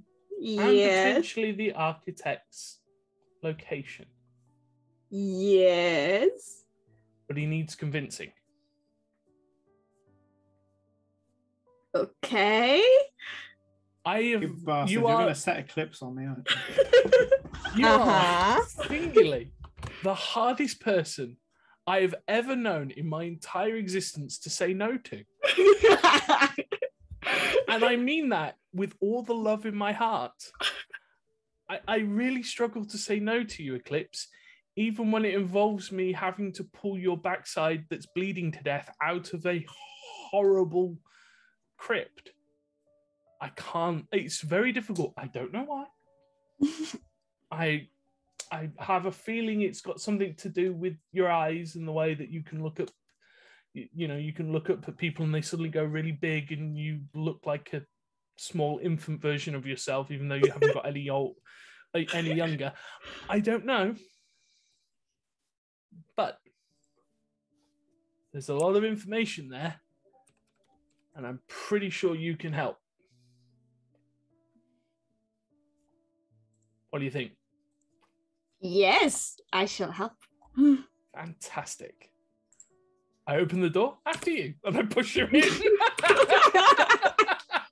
At this point, Glory will lean over to Aiden and say, "Should we stop this?" I mean, I feel like we should, but I also feel like somehow Eclipse had this coming, so... It will be entertaining to watch, in other words. It would be, yes. Let's go after them. So as the door gets thrown open, this booming voice says, "Most faithful of the once living," and you slam the door behind the cat. Oh, do you go in with me? Or No. I haven't closed the door. I'm just like, I've pushed Eclipse in first, and then I'm just holding the door open for everybody else. I'm like, okay, in that case, he stand continues. there. Just come on. "Most faithful of the once living God, you have called to her magnificence, and she has heard. And by your will, I have been summoned. Come forward and state your command." Have you heard of the Heart of Jordan? Are you some kind of pet? Standing in front of you is a very large jade to blue skinned individual. He is he's around about 12 foot tall, extensive wingspan, naked to the waist, and like a kind of I guess a toga-ish skirt on. He has a pair of gold sandals on his feet, and you can see that there is a very large, bright golden sword down his back. This is something that Farrell will know about. The lower ranks of angels tend to be stylized to the god that they primarily serve. Mm-hmm. The top tiers, the planetars, pretty much all look the same.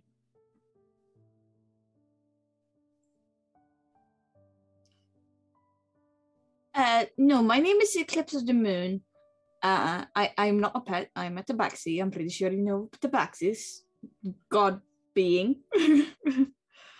We are aware. Yes. Why is it that you step forward and speak rather than the faithful? Come forward, faithful. I look at my like, I just hear them. I just shuffle everybody inside of the door, step inside, close it behind us. Can I help? You exerted your will on the astral sea, connected with the great goddess, made it so that your minds were one, and uttered a single truth of the universe that must be fulfilled. Which what one? Did you ask for, Farrell? I'm not really sure. A lot has happened, and I can't remember which one of these things is now catching up with me to bite me in the arse. It was a recent divine will that you exerted upon reality. Yeah. And you're telling me you've forgotten it? Look, it's been a bit of a... Do you guys not take notes?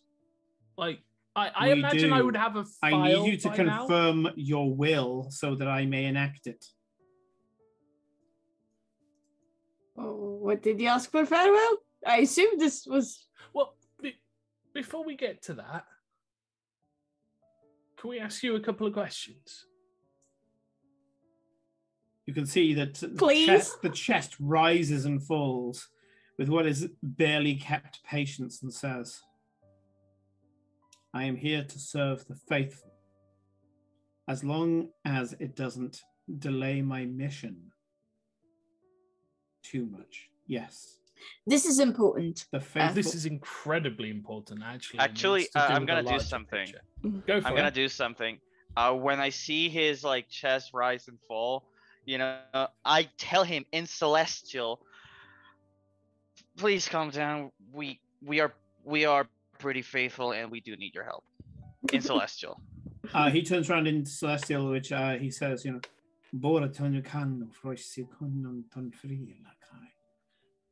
which translated to you is, I am always calm and focused, mortal.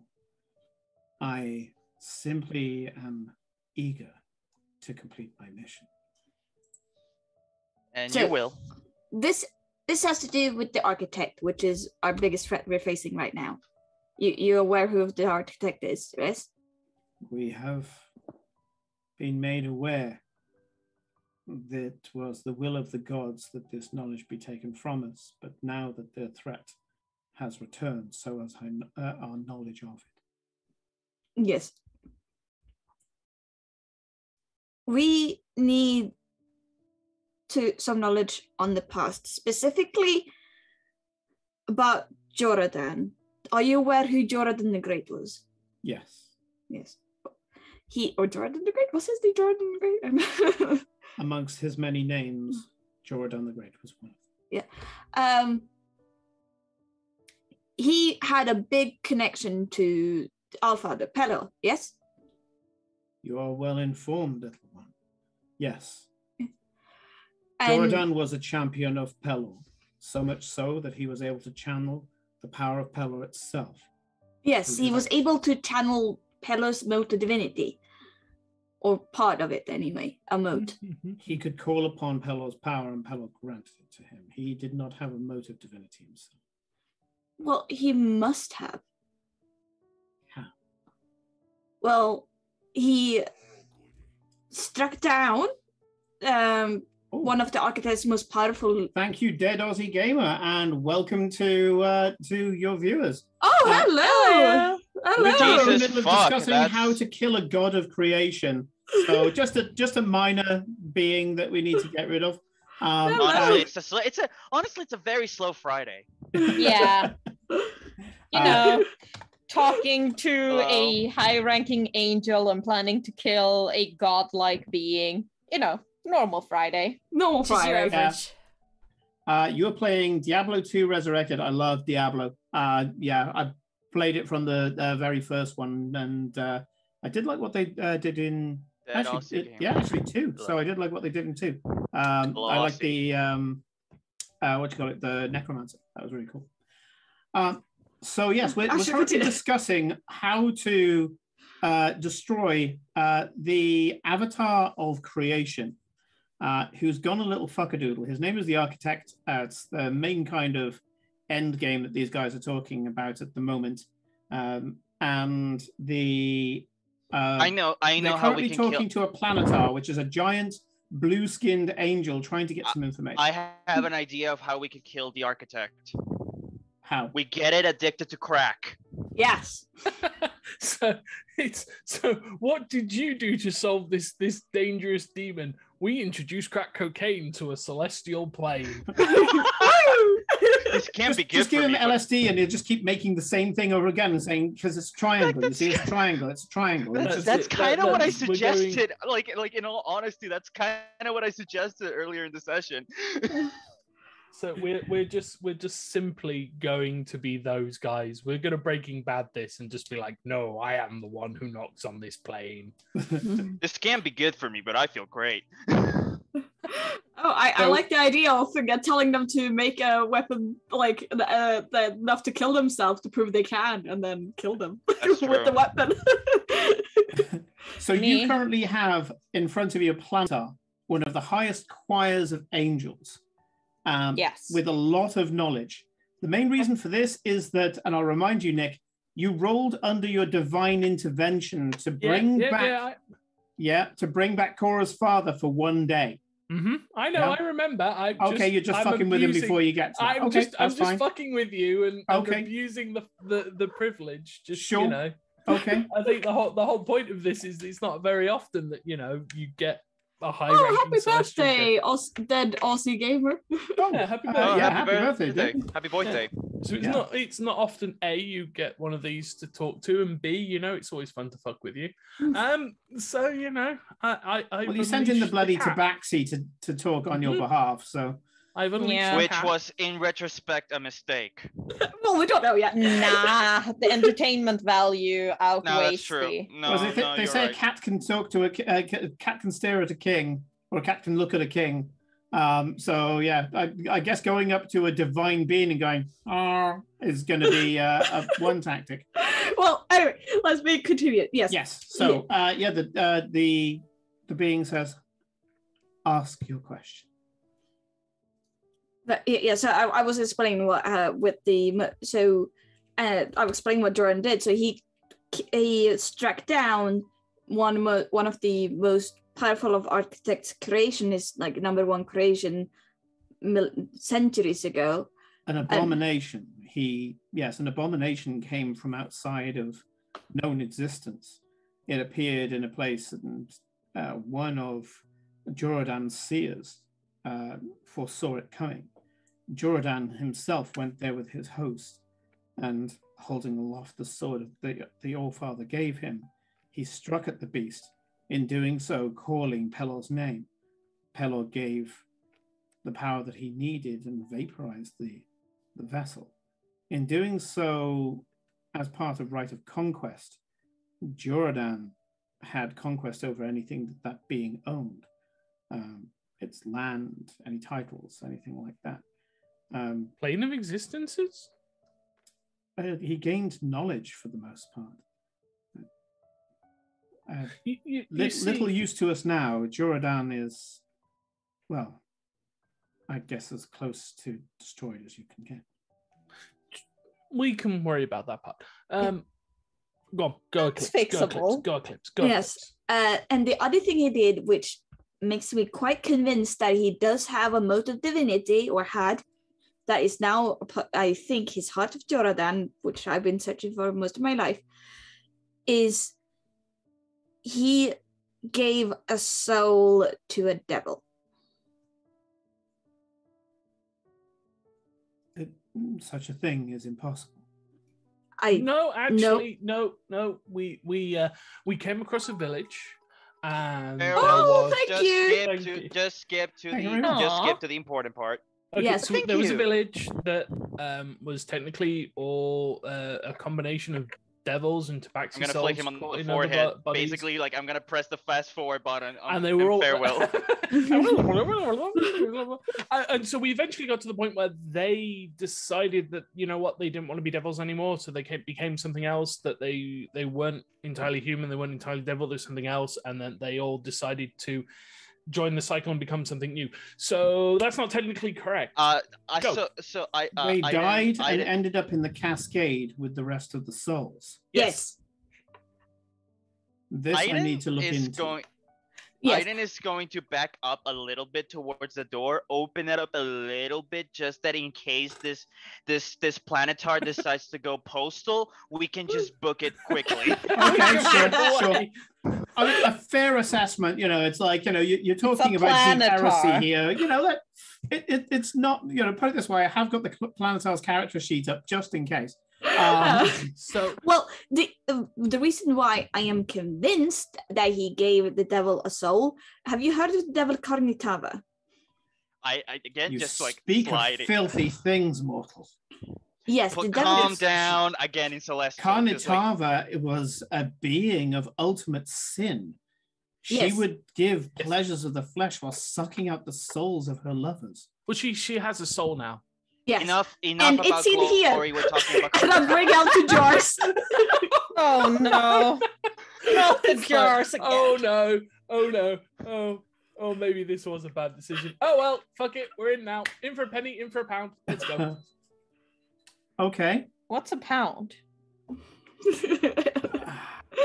So he says, a tainted soul lies within one of these jars. No, not tainted. Pure. Not tainted. Pure. Karnitava cannot be pure. That's the point. She was given a pure soul. She's redeemed. This is some fiend trickery, I assure you. No. She has somehow Finger on the consumed eject it and button. made it so that she is able to. There are spells that allow you to create magical auras to hoodwink those. Do me a favor and I want to speak. talk to the big man upstairs. Yeah, Tell I was himself. going to say, Lady. in Celestial, okay, do you think you can speak with your boss? Can you? Which one of I am them? in constant contact with her if she deems it worthy to speak to me. And I'm sorry, if these contain some sort of tainted soul, then they are going to be taken by me. He Yeah, goes, did. Yeah, as he, by as the he way, goes to I reach am for them, a Here's giant the thing. silver light comes down over him. Oh, thank God. And I he- was going to do something goes- very stupid. Mistress. But no, See? to See? entrust this to mortals, surely not. Oh, Just we've been entrusted with a lot of things, dude. I The mean, light, the light shouldn't have. disappears, and he brings his head down, and he brings his head low and says, such "Clearly, the doting. divine sees more than I. You are to be entrusted to this." Yep. By the way, in the background, you hear Aiden deflate, and you see that when he was threatening to take this, his sword was quarter way out the scabbard. Oh, like- shit. Oh no. It's like, I will stab an angel today. Oh, So we all agree we're all going to take one rather large step away from the edge of the nuclear option. Let's just fingers up buttons. Fingers up. What's the I just nuclear? turn around to Aiden and I very gently push down on his elbow. So the And sword just Again, slides. put I the didn't sword deflate. back in the Yeah, scabbard. just- deflating. gently. Aiden is deflating. I wanted. Here's the thing. I didn't want to like. Oh, like yeah. It's not Stab because a I bitch. didn't I know. want to. No, it's because if I attack him, I get to put the brand on, which stops him from teleporting. Oh, true. But I need to Ooh. attack him to do that. Yeah. That's the Ooh. problem. It's that kind of stab. I'm really sorry. I'm really, really sorry. I did not mean to do this. Stab. Sorry, please That's don't like- be angry with me, Mr. Angel Man. Yeah, that's why Aiden's deflating, because he was aware what would happen Okay. if he did that. By the deflating, I didn't realize you meant. Okay, that is a valid reaction. No. So the Planetar says, "I warn you that what you step into will be a web of lies and deception of Yep. the like you've never seen before. It may I've- shake you to your very core. It may get Trust you me, to we've step been away taught from your also faith. around. We've been taught also around. You don't need to tell us. Yes. I'm sure that you have had crusades into many dens of sin and depravity. Oh, that's just a Thursday. But I assure you that if you are not completely connected with your faith the entire time, this fiend will take your soul." That is a risk we're willing to take. So back to the question. And truly, Yes. you are of faith if you're willing to take this risk in the name of the Raven Queen. Yes. Yeah, of course. The question is my biggest Yeah. Moving on. my biggest question is at the moment, is there any way we can get an audience or somehow speak to either Pelor or Melora? such an honor that is would really not bestowed go on with my that. kind, let alone yours. None of you are champions of either of those two divine beings. Though this champion here, and he points to Farewell, has spoken to the once living God. It was of her whim that this honor was bestowed. Yes, the reason You why. can speak to one of my kind more directly connected to Pelor or Melora. Tell you That what, would be helpful. Yeah, that would be helpful. yeah, specifically Pelor, because out of all of you guys, I probably, with my connection to Joradan and my research into Joradan, I think it would be most helpful to speak to the Allfather, who has most insight into Joradan and might have more insight into the mode of divinity given to Joradan. Mhm. I shall send for 3 seraphim to come, each one a voice that the gods may speak through. I am a warrior. I am set on missions of mercy. I send messages directly to a person, not allowing them conversation. But I can do this. You push your luck. Farewell, Barebones. I came for one act, and now you commit me to a course. Were it not for my mistress telling me to gather what aid I can, I would be denying you this and telling you to know your place. That's fair. Okay, I'm done. It's your turn. No, that's fair. I didn't. By the way, but Aiden has like already like slumped to the floor after the fucking panic attack that was, you know. Attacking an angel. Yeah, the fact even that he was considering like it. seconds away of like hitting an angel with I put sword. back my jars in my bag of holding. Absolutely. So I slide over to Cora and do that thing where like I'm trying to put my arm on her shoulder, but because she's a halfling, it's just so much further down. There's this really awkward bit where like especially since your new body is taller than your old one, yeah. Yeah. Like, you know, some 6'4", 6'5" guy, like, and she's like 3 foot nothing. And he's just sort of going,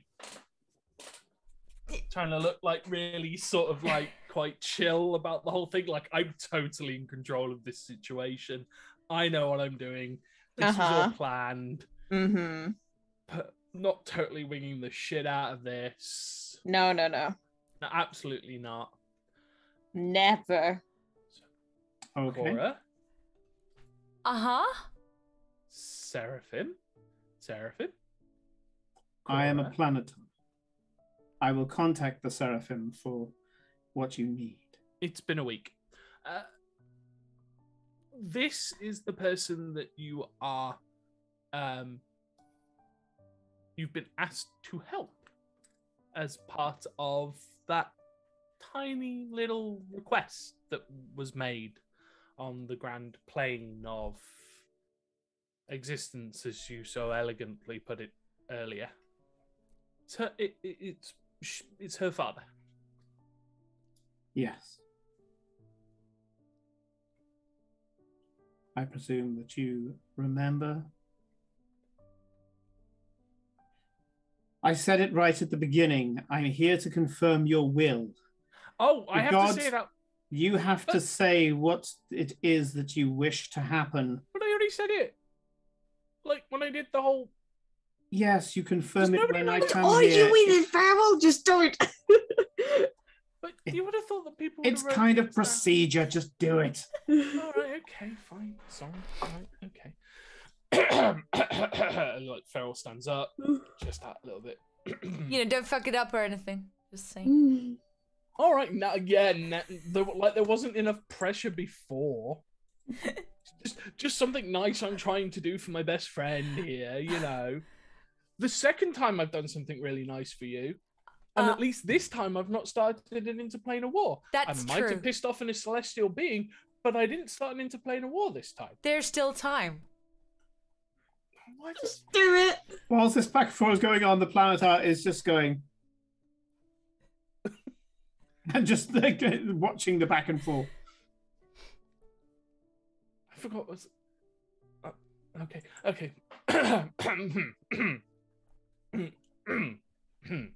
Mm-hmm. No, I can't do it that way. That's really not me. No. No, it just doesn't feel right. Get on with it. The Planetar sits on the desk. Literally, this thing is so huge, it needs to sit on the desk. I would like you to grant Cora and her family one perfect day. With the dad. I think you need to specify. With her father. And Enola and the Summer and King. Enola and her and family. that was part of it. Yeah. Thank you. It's very stressful. Basically, we're trying to organize Christmas with the in-laws. It's really hard. Yeah. And to be honest with you, like, if it was just here, it would be really easy. But her father-in-law is the king of the summer court. And I don't know if you've ever tried to get interplanar in-laws to come and visit. It's a whole deal. But you're here, and that doesn't seem to be a problem for you, so you can fix that. Close enough. You asked by right of divine intervention to bring Pa Gatherall back to life for 24 hours. Yes. See? I didn't need to say anything. I mean, you already knew it, so why did you bother asking? Because it's your will. Angels don't have free will. Really? You should talk to your boss about that. That Less doesn't feel right. philosophizing, more whatever it is we're supposed to do. Let's flip out my book, write that down. Angels. I suggest you contact your father-in-law. I have no power in that realm. No. By the power of the once mortal god, she who broke the veil, she who found the mortal gate and stood before it as guardian, I hereby call Pa Gatherall back, should his soul be willing to take form before us. Oh shit, we're doing this right now. The great Raven Queen.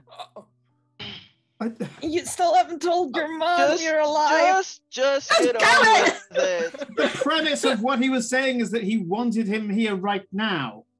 So let's go. What do you mean?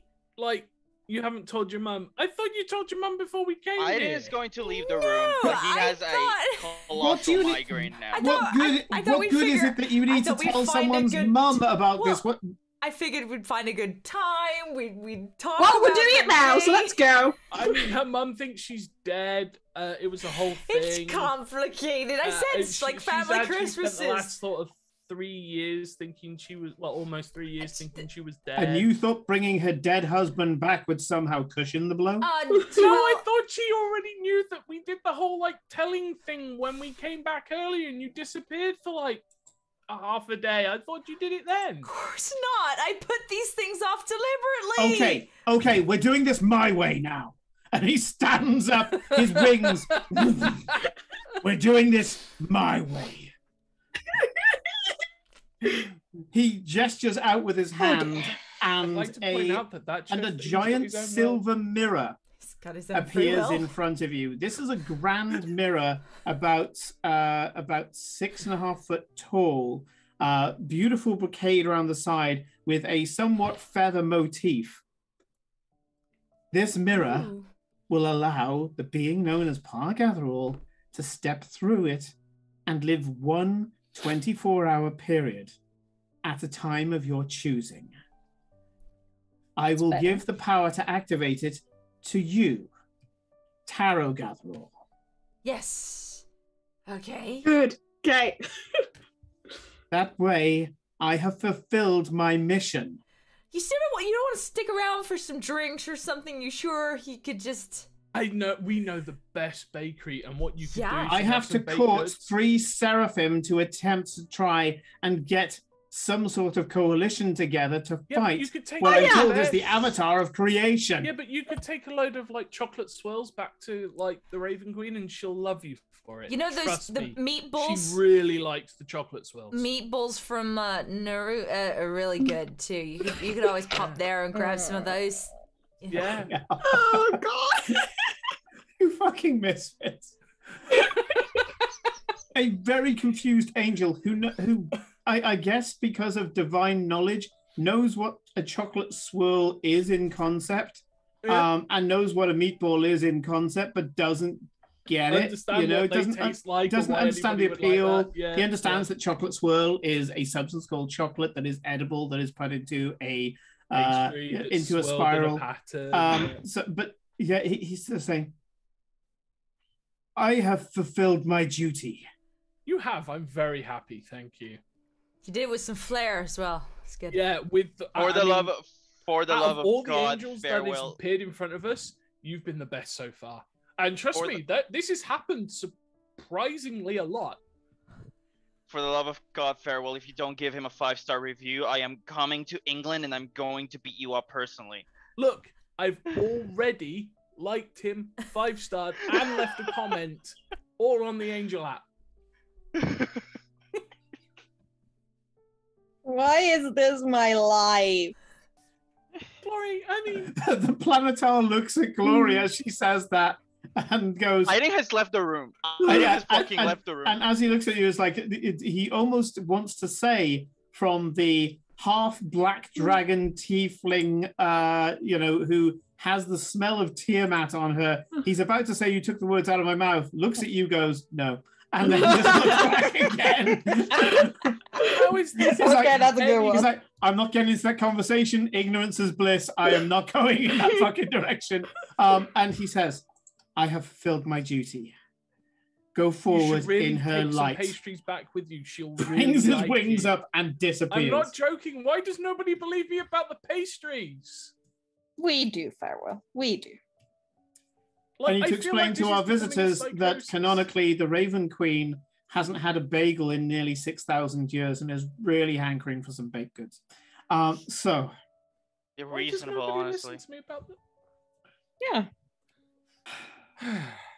you're left alone in Dusk's office with a 6.5-foot tall dressing mirror in front of you. Okay, hold on. And I pull out like the carpet bag of holding that we have. That Yeah. Yeah. We gotta be careful not to break flying this, carpet. because It's an interdimensional plane. It'll be fine. Right. You hold the bag, and I'll get the mirror. Mm-hmm. Stop moving! Yep. I'm trying to help.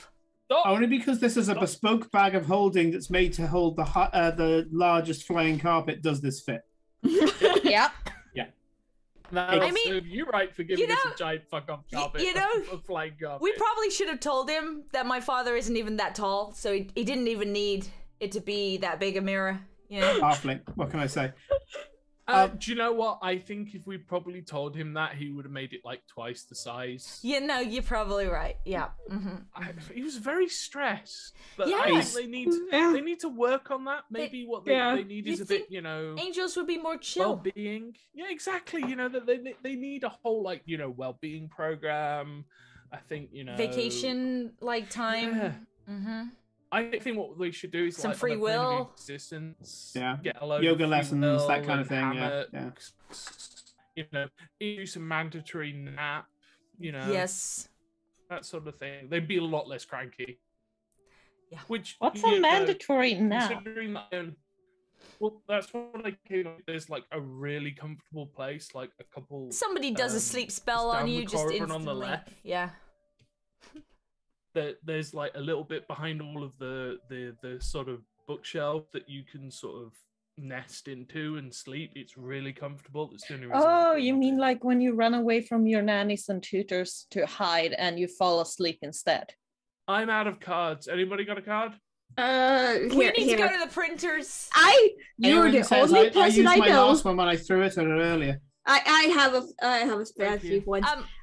I never have any private nannies or tutors. You know, I had but teachers. you were also a litter of like 24. I don't think you have much. For the time. new I only have 3 siblings. For the new viewers, Glory gets given a card that says your experiences are not universal. Yes. Yeah.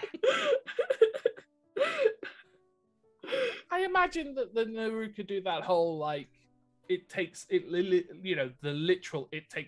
village to raise somebody, and like there was just a giant like baby tabaxi pile that you all oh yeah, like we went to like schools and we were all like there was like one adult looking after like 30 children or 20 children. That sounds reasonable. I had 5 nannies.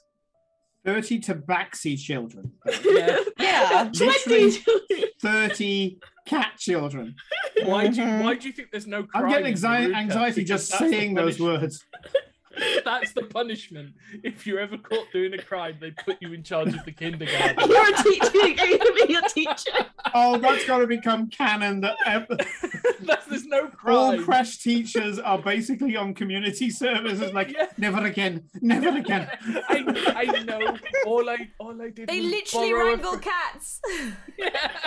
Yep. All I did was borrow a lawnmower and forget to return it for 6 months. I think this is a cruel, unusual punishment. It's like turns out Naruka is like the most like absolute despotic like dystopian nightmare village because everyone's too scared to commit crime. I've now just got this image of tabaxi children scratching the furniture, fighting with each other, some of them going across the ceiling, one of them going in the corner. Again, for the new guys, Naruka is the tabaxi nation of this world. Right. So, we're going to get some more information, which we can do on the road. I've sorted out what I needed to sort out, although I'm down a nap, because I really need to sleep. I've got, like, no spells left, and I'm really tired. So what I figured was, we get on our way. I would sleep for once, which means you guys can do all of the directing and controlling rather than me.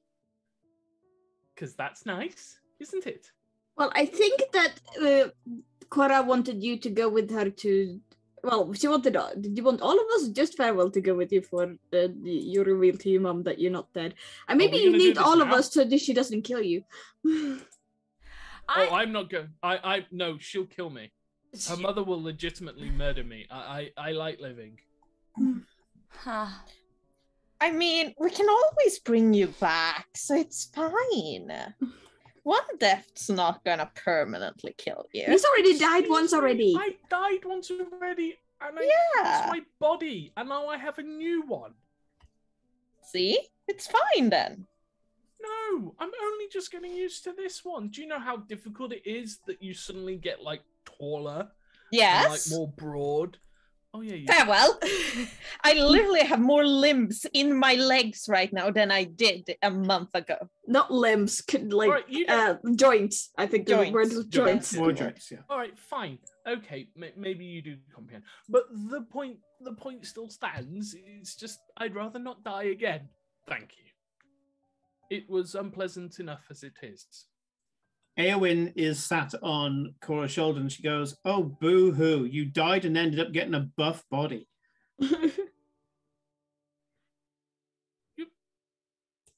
Seriously, you haven't got the love handles you had before. I didn't have love handles before. Yeah, Thank you did. Very much. Yeah, you absolutely did. You did. Seriously, I could have set up a small home on those. How dare you?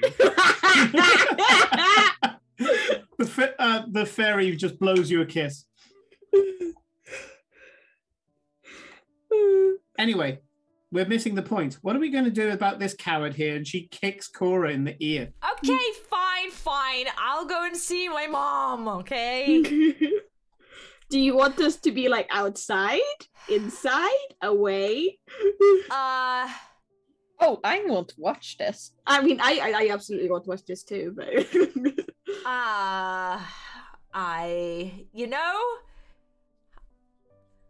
I will.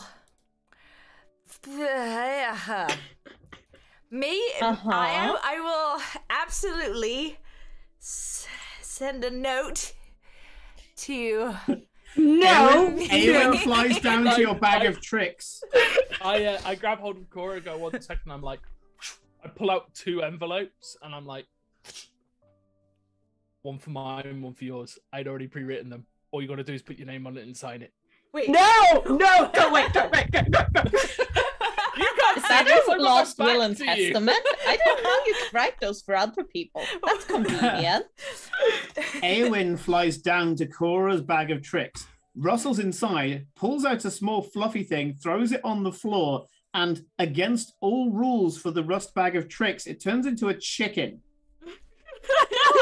that then runs around squawking loudly. Okay, that is cool. And how do I get one out of this bag? And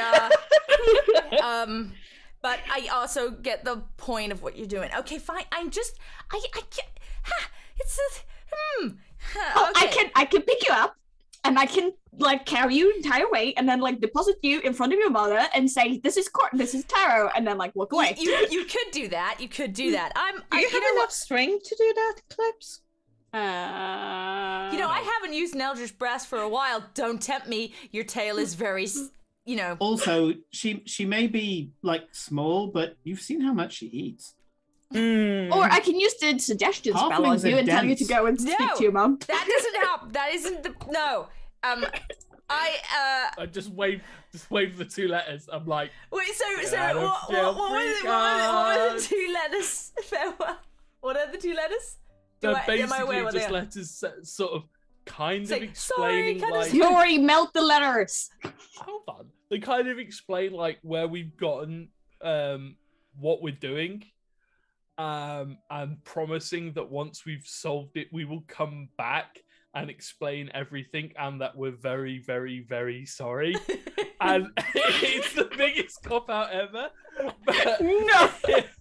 Clips, and you're the one with the sleight of hand. Just take them. Okay, yes, I pickpocket the letters. Can't, because they're in my hand in front of my face. Burn them. Like you told the dead on the letters. I will just simply slap her on the wrist as she comes in for that. Rewrite them. Be like, this is our problem. No. Okay. Telling you. Time is pressing. This is supposed to be urgent. Pig, architect. No. You are the worst with family. All of you. You are the worst of the family. You don't see your family either. Don't you start. I speak to my family weekly. I send letters. I don't see you guys sending letters. Well, just because you don't see plenty. it, and I talk to my family, they just don't know that it's actually me. Okay? Well, just because I'm really hoping that Tabaxi doesn't prove herself to be the most well-adjusted member of the party here. She's absolutely the most well-adjusted member of the party. We established this like 6 I'm months pretty ago. sure Aiden is the most well-adjusted of us. Nobody is the there is no well-adjusted people here. You will not find them. Okay, maybe Aowen. Let's just make this easier. No, look, I can do this. I will just... Simon, can I just teleport us in front of her mom's store? Yes. I was about to say that you would need to be able to touch all of them with your limbs, but considering you have 2 giant fucking dragon wings on your back now, this is not a problem. You can basically just barge into the middle, put your arms and wings out, and then cast teleport. Yes. If she can, can she do that like midway through the thing while I'm like, look, I will totally do this, and like we literally teleport. You just in get front dive bombed by a half dragon. But like, but we literally like appear in front of my mom while I'm going, yeah, I totally want to.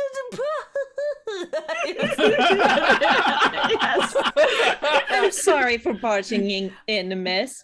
We were you can only teleport to the the front of her store. Okay. So you're outside the front door. Could I request? And there we go. Because it's 10-2 and I kind of want to give this time. Can we not do this session though? Because I don't want to feel rushed or to drag There's on. enough preamble to get us up to where we need to be. I just, we just finished 10 minutes early. We can, I mean, basically, I just, okay. I don't want to try and. Look, I was going to do the wrap up anyway because we get to that point. I like to think that Aiden comes back to the room asking, okay, so I see that the angel has not nuked this church, and then I see that no one's there, and I go, oh shit! Right. I think you come back in the middle of Cora's rant, and Glory just quickly flips her tail towards you to catch you in the spell. I think it's funnier that Aiden comes back and the room is completely empty. I'll go with that. Aiden comes back and you guys are fucked up. Yep, I'm down with that. There's we just sort of this turn around big... and go, oh no. I know he's going to be so angry at us. So how about that? When me or Eclipse notice Aiden is near, we just send a Hermit, if you're gonna do it, do it. Yeah. Anyway, just send a message through the badge, hey, we're outside Cora's parents' store. Yeah. This is not going smoothly. Okay, so yes, no, Aiden, really? you get a message. Yeah. Really, it's not going smoothly. I don't care if this is not two-way. Aiden is just saying that out loud because fuck, might as well. So you appear, yes, this giant, winged half tiefling, half dragon woman appears and opens up her wings, and as she does so, there's a quarreling tabaxi, genasi, and halfling. A young woman, half elf, comes out and says, "Welcome to Gatheralls, where it's you. Fantastic. I mean, I've never met you. I was told that you came here once before, and you know. I pushed Cora forward. You know Margatherall. So is she expecting you? No, but we would love to talk to her a little bit. If she's too busy, we don't have to. No, we are speaking to her. Well, she's just finished an amazing piece. I think her best piece yet. It's a dress made completely out of light. You kind of walk through it and you wear it, and you actually have to smother yourself with a black blanket for it to fall off. It's incredible. I have no idea how she does it. And apparently she says it's not magic. Well, I mean, it's clearly magic, but she doesn't use magic to create it. Apparently she does it all through thread weaving, through regular weaving and sewing, and somehow she's just blessed. Please, come on. I huddle down with all four of them. She looks really confused, but carry on. Yeah, it's just this circle. Glory covers us with her wings. The wings over the top. Huddle. Her mum couldn't do that before. She was a really good seamstress, and she could do something. She's got a weaving thing that's magical. I think it might be from the winter. Hey, what? The Winter Queen, though. Oh. Yeah, you did resolve that fucking plot point. I'm throwing that back at you. That's gotta be the end of the episode, surely. That's perfect. Yeah. Yes. I mean, just going, ooh. Cora found dead in Miami. Oh yeah. I'll wrap up then. You're in front of Gatheralls. Gatheralls is the business that your mum made from the anonymous donations that you've given her throughout the years that you've had as an adventurer. She invested it and decided that she was going to make honest clothes for the masses. And still to this day, her prices are very reasonable. However, through some happenstance, every so often she creates a garment that has peculiar magical properties. She doesn't know how she does it. She just ends up working all night, and suddenly she just kind of comes to, and this beautiful garment is in front of her. They have a number of different properties, dresses that are as strong as steel, others that have a kind of reflection of the sky, shirts that allow somebody to speak different languages, all very, very strange. And she just carried on, making both mundane, hard-wearing garments for the industrious city of Ostergald, and these, well, everything from whimsies to wonders, that she also allows anybody who comes in and pays the appropriate amount to walk away and enjoy. It's not just for the super rich. Her time in Freetown, the shanty town that she once lived in, still with her, still part of the soul and center of who she is. She steps out of the shop. The wood elf turning around apologetically and saying, "They needed to talk together before they." And she shrinks back, and Mar Gatherall is there, still the same calloused hands, the same calluses that go down to her elbows, hard-earned muscles from scrubbing floors in the shantytown, and this big, beautiful, slightly jowly grin. She goes, "Well, don't be shy. I mean, if there's anything you need, I'm afraid I don't have anything that stops demons, though." And with that, we're going to end the session. So a big thank you to Felicia, Corinne, Nick, Kate, and Rodrigo for our usual brand of chaos. Chaos indeed. Big thanks to Kev Stygian for donating those 5 subs, and also to our usual crowd. I've seen Joseph in there, Hermit, Scorn, and also to, I'm going to make sure I get the name right, Dead Aussie Gamer. We will follow you in just a second, dude, and we will certainly raid you back at some point for the raid as well, and for all of you who have remained as well. That's it for the week for us, but on Monday, Ed is going to be on the channel, and he's going to be continuing Numenera Odyssey. So if you want more non sequitur and mixed genre, really, Monty Cook's Numenera has got it all. We played some the other night, and absolutely wonderful. So, oh god, you know what? Okay, so Hermit's just dropped a wild magic burst on Cora's mum for next time. Okay. We'll roll that. Fine. We'll roll that when we come back next time. So yeah, please join Ed there and Monty Cook's Numenera are absolutely fantastic. I hope she turns into potted plant on Thursday as well for episode 10 of Excelsior Rising. Everyone turns into a potted plant. What if she summons Steve? She could summon Steve. Fireball. I hope it's Steve. We will find out next time.